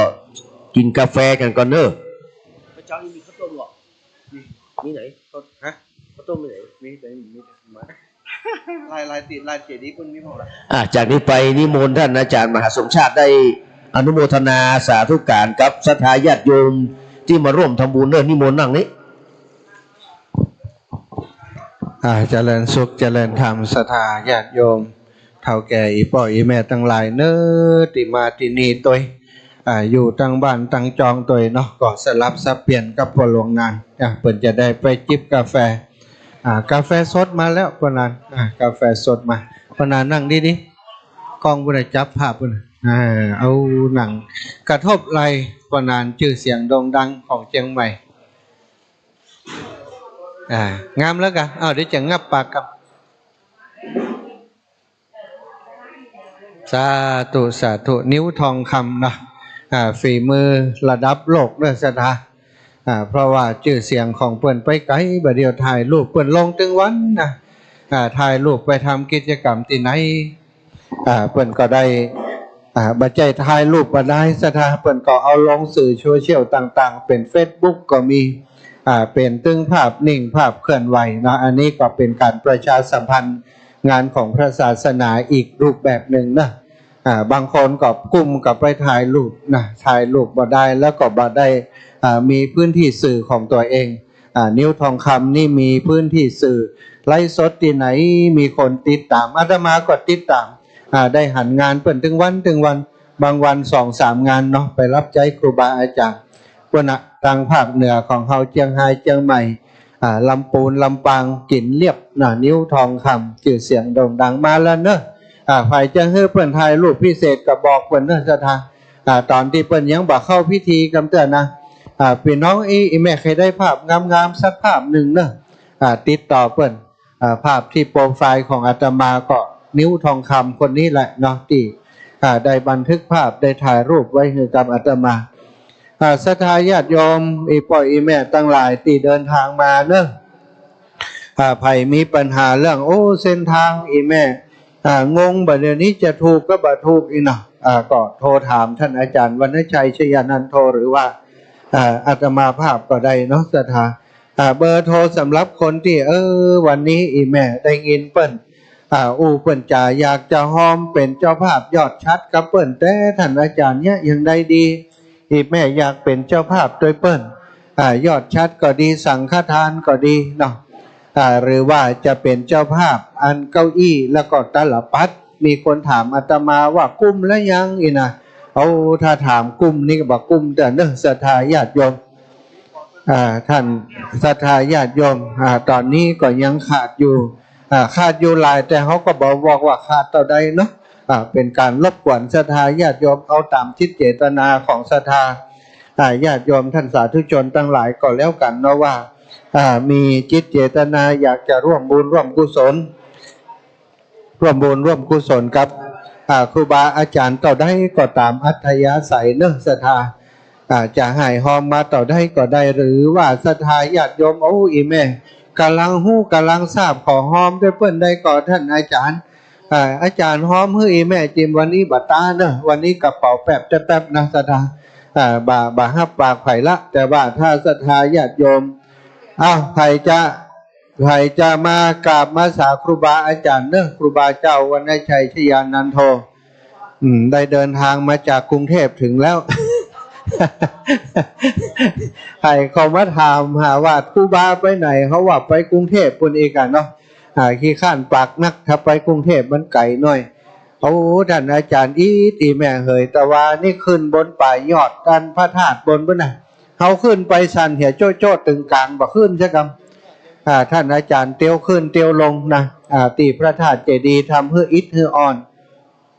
แล้วก็ปั่นปอนเปิ่นวันค่ำจนถึง 3-4 ทุ่มก่อนลงไปพักผ่อนก็ตอนเจ้านี่เธอจะยมละกว่าจะตื่นได้เนาะตอนนี้ตื่นแล้วมาแล้วเนอะศรัทธาภัยที่จะมาถวายทานตอนเจ้านี้ก็เข้าใจมาเนอะมาปุ๊บมาปากับครูบาอาจารย์ได้ถวายทานตั้งแต่เจ้านะเตียนมีไหนขยับขยายของอาจารย์ไปตั้งใดเตียนขี้พึ่งเนอะต้องตั้งหลังบนละเตียนขี้พึ่งพ่อเปิ้นจะมัดเป็นลุ้นไว้เนอะช่วยนะตุปีวุฒิมีตังใดท่านอาจารย์ห้องหาเนอะ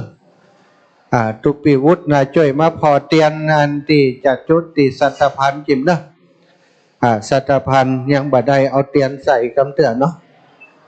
ช่วยพอจิมเด้อไผ่ตะลงตรงเน่งมานี่เปิ่นจะหอมจ้ะโอ้แม่บุญปั่นตาเหียงโยมแม่ถึงไหนแล้ว เจ้าถึงไหนแม่ถึงไหนจะลงที่อุบัติคนรับรถกับผมเอาได้ว่าตอนนี้เปิ่นมาครับผมตอนนี้ผมมันถึงอันเลยโรงพยาบาลจอมตองแล้วครับผมโอ้มาแหมไก่อยู่เลยโรงพยาบาลจอมตองตรงมาเลยเลยเนื้อตั้งสายฮอดนะครับตั้งสายฮอดเนาะตั้งสายฮอดตรงมาเรื่อยๆจนปอบ้านซบแปะเนอะบ้านซบมีป้ายบอกซ้ายมือบ้านซบแปะบ้านซบแปะต่างมันจะอยู่ตั้งขวาจะหันป้ายวัดอยู่เนอะวัดอันพุทธศรีคีรีนะชื่อหมู่บ้านซบแปะบ้านซบแปะน่ะบ้านซบแปะโอเคครับผมบ่ต้องห่วงยังบ่ลงเด้อเดี๋ยวถ้าหลงก็บอกอันนี้กำลังยังบ่ถึงเด้อเนอะบ้านซบแปะเนาะจ่าซบแปะแล้วก็ขึ้นมาเรื่อยๆนะมาจนถึงขุนแปะให้นะจ่าสาธุบ้านซบแปะบ้านซบแปะก็จะหันป้ายอยู่ก่อนจะถึงอันก็จะมีป้ายอยู่มีป้ายมีอย่างบอกเนาะสาธุเนอะเลยบ้านหนองคานไปครับจ้าสาธุฮู้ละเนาะสาธุเอามาแล้วแม่เลี้ยงใหญ่เนอะเอากุญแจรถมาตัวก่อนรถซาเล้งต้องการใจรถซาเล้งเนอะมาแล้วแม่ย่าจันเรือนใสเปิ่นฮักลูกบ่าวจะซื้อรถซาเล้งเป็นซาเล้งมือสองเห็นซ้ำนะเอาตุลุงยองมาตัวก่อนแม่เอามาแล้วก็มาตุลุงไข่ใจมาศรัทธาจมหานี่แต่เจ้าสาธุเนอะโอ้มาจุกันนี่ว่าจะมานอนเพ่ไม่เจอสาธุอย่างจ้าโอ้บ่ได้เขียนเนี่ยนั่งก่อนพักก่อนฮะโอ้ปันป่ายปัน30ป่ายอยู่ไปถึงลำปางมีย้ำเถอะนะอีแม่นั่งพักก่อนเดี๋ยวก็กลับครูบาอาจารย์ก่อนเด้อสาธุจ้าท่านอาจารย์เนอะครูบาอาจารย์ญาติโยมตีไผ่ตีสอบถามเส้นทางเนอะสอบถามได้เนาะสำหรับเส้นทางเส้นทางโอ้มาบาถูกมาบาถูกอย่างใดเนอะเบอร์โทรของอาตมา0808844173อันนี้หลงทางกันนี่หลงทางก็ว่าหลงใจครับท่านครับผมเสียงบ่ได้ยินเลยเสียงบ่ได้จัดบนหาดที่ไหนบ้างบนหาดพิธีจัดบนหาดพี่กาเพิ่นจะยกชัดหาดอาจารย์ลงวัดพุ่นล่ะยังมาลงครับกำลังจะเข้าไปนี่ครับบนหาดครับอาจารย์ครับมันมีจุดติดจอดรถจากจุดจอดรถอยู่ลุมนี่ครับแล้วศรัทธามึงฝากโทรหาแล้วครับหรือยังมาแล้วครับโทรแล้วบอกแล้วครับเปิดโทรหาผมอีกทีนี่นะบอกแล้วครับอาจารย์ครับผมเตรียมตั้งเข้าครับผมอาจารย์ครับตั้งแล้วเนาะครับผมเรียบร้อยครับผมพี่เนอร์สาธุครับครับครูบา40,000นะศรัทธาญาติโยมไผอันถ้าจะให้จะหอมก็ตันอยู่เนอะศรัทธาเบอร์ที่จะให้หอมเนาะตังอากาศมานะเด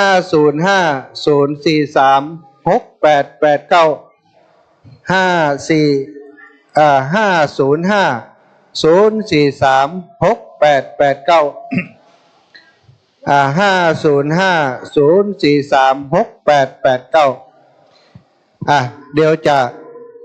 แจ้งข่าวดีเนอะเป็นข่าวดีที่จะแจ้งให้พี่น้องเมืองฝางได้ฮู้ก่อนนะบอกให้ไผฮู้กับหมู่เฮาบ่นำจังลุ่มห้องเนี้ยอย่างใดดีอาจารย์ว่าเปิ้นจะมานอนกันนอน 2-3 ตู้เปิ้นนะอันก็แปลงห้องน้ำอีกว่ะห้องน้ำนั้นด่วนนะ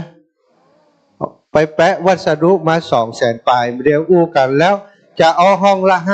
5,000เขาจะเริ่มต้น1,000ไผจะหอมตัวคนละ20-30ก็ได้เนอะเดี๋ยวจะเอาตัวเปิ้นห้องนึงก่อนมันมีอยู่กี่ห้องบ้าง5 บาทได้อีแม่จดเขาจริงแปะแม่จดไว้ก่อนเพราะว่าเขา เนาะเอาแป๊กจองไว้ก่อน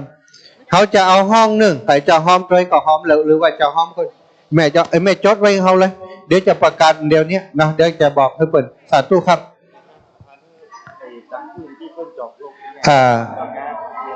รถเครื่องก็ลงรถเครื่องก็ลงรถใหญ่ก็ลงรถเสียงไปถึงพุ่นก่อนรถติดจอดตั้งขึ้นเนอะติดมุมนี่เนอะทุกกันติดจอดตั้งบนนี่นะครับเนอะขอความอนุเคราะห์ทุกท่านเอาลงไปตั้งหลุมมดเนอะรถติดจอดตั้งนี่นะอันบ่อายเปิดมาว่าอันกระเดียวถ้าเปิดเอาลงจะอันมีรถหลากลงไป บอกว่าหนาวฮะมานอนนี่ก็หนาวนั่นแหละหนาวมาบดายเฮ็ดทอบก็เมามาเนอะสถายบ่อยแม่ตั้งหลายตีมาถึงแล้วเนาะดูเนอะอันข้าวต้มอาหารโรงทานที่เป็นอาหารจะอยู่หลังเจดีย์พระธาตุเจดีย์เนอะหลังพระธาตุเจดีย์โรงทานที่เป็นอาหารสถาญาติโยมไปดูได้เนอะหลังพระธาตุเจดีย์เนอะสถาญาติโยมไปดูได้เนาะไปพอกับข้าวกับป่าถ้าจะมีแล้วเนาะเอาใส่ขันดอกตั้งในเพ่อีแม่ขันดอกอยู่ในเพ่ขันดอกอยู่เพ่เนาะอยู่ตั้งในเพ่ศรัทธาเก่ากำลังทยอยเข้ามากันติดๆแล้วเนาะไออย่างที่หมู่คณะกรรมการเนาะพระสงฆ์องค์สังฆช่วยงานถ้าอยู่ในบริเวณนี้ก็สดเข้ามาพอตั้งในอันใดที่จะช่วยครูบาอาจารย์เพื่อนใดก็มาช่วยกันพอเนอะลูกตะวันตุปีหนุ่มตุปีเจริญเนอะนิมนต์ตั้งในพิจิตรเพื่อจะได้มาช่วยกันพอกันดูแลจัดนู่นจัดนี่เนาะอันใดติดขาดประเดี๋ยวนี้อันเตียนติดสัตพันธ์นี่อยู่ตะใดบ่ฮู้นะกำลังเสาะหากันอยู่ปะอะไรยังปนาน74โอ้ยอินดูตาท่านอาจารย์มันมีแล้วนะแต่ว่าของมันคนนั้นเก็บเข้าเก็บออกเนาะเก็บเข้าไปเก็บตั้งในผ่องไอยังผ่องเนี่ยมันก็เลยบ่ฮู้ไอยังอยู่ไหนแล้วตอนนี้นะช่วยกันพอเนาะถ้าใครอยู่แถวนี้มาช่วยกันพอกันสาธุโอ้ห้องน้ำมาแล้วนี่ต่อปีน้องงานเร็วเหมือนกันเฮ้ยแม่จันเรือนใสห้องน้ำ500อีแม่หอมกันนี่แม่จันเรือนใส500เอารวมกันนี้สาธุจดเธอพระมหาสมชาติชาตะปัญโย1 ปันเดี๋ยวจะเอาสตังค์ให้แม่ได้1 ห้องก็ยังดีนะวันนี้พ่อใช้อิงเอาห้อง1จ้ะวัดของพระอาจารย์ได้ยังอยู่ไหนแล้วนี่ออกอากาศออกอากาศอยู่แม่สาครเนอะตอนนี้ที่ฝากแม่สาครที่ฝากตังค์ขยมมาได้แล้วเนอะ แม่สาครพ้นกลางบ้านตรงที่เขานะเขาจะเอาสตังค์เขาออกก่อนนะเจ้าแม่สุทัศน์แม่สุทัศน์แม่วาง200แกะเอานี่ก่อนอันนี้100เดียวตัดตู้แม่แม่สุทัศน์แม่วาง200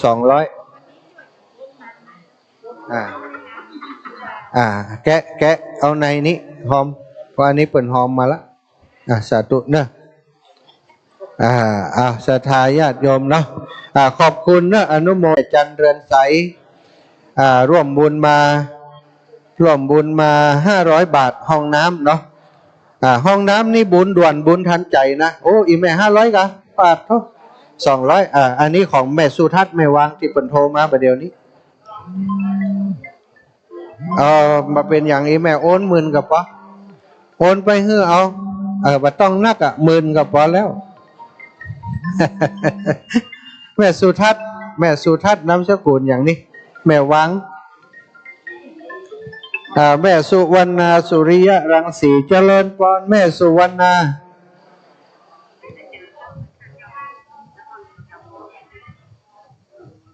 เดี๋ยวก่อนเด้อแม่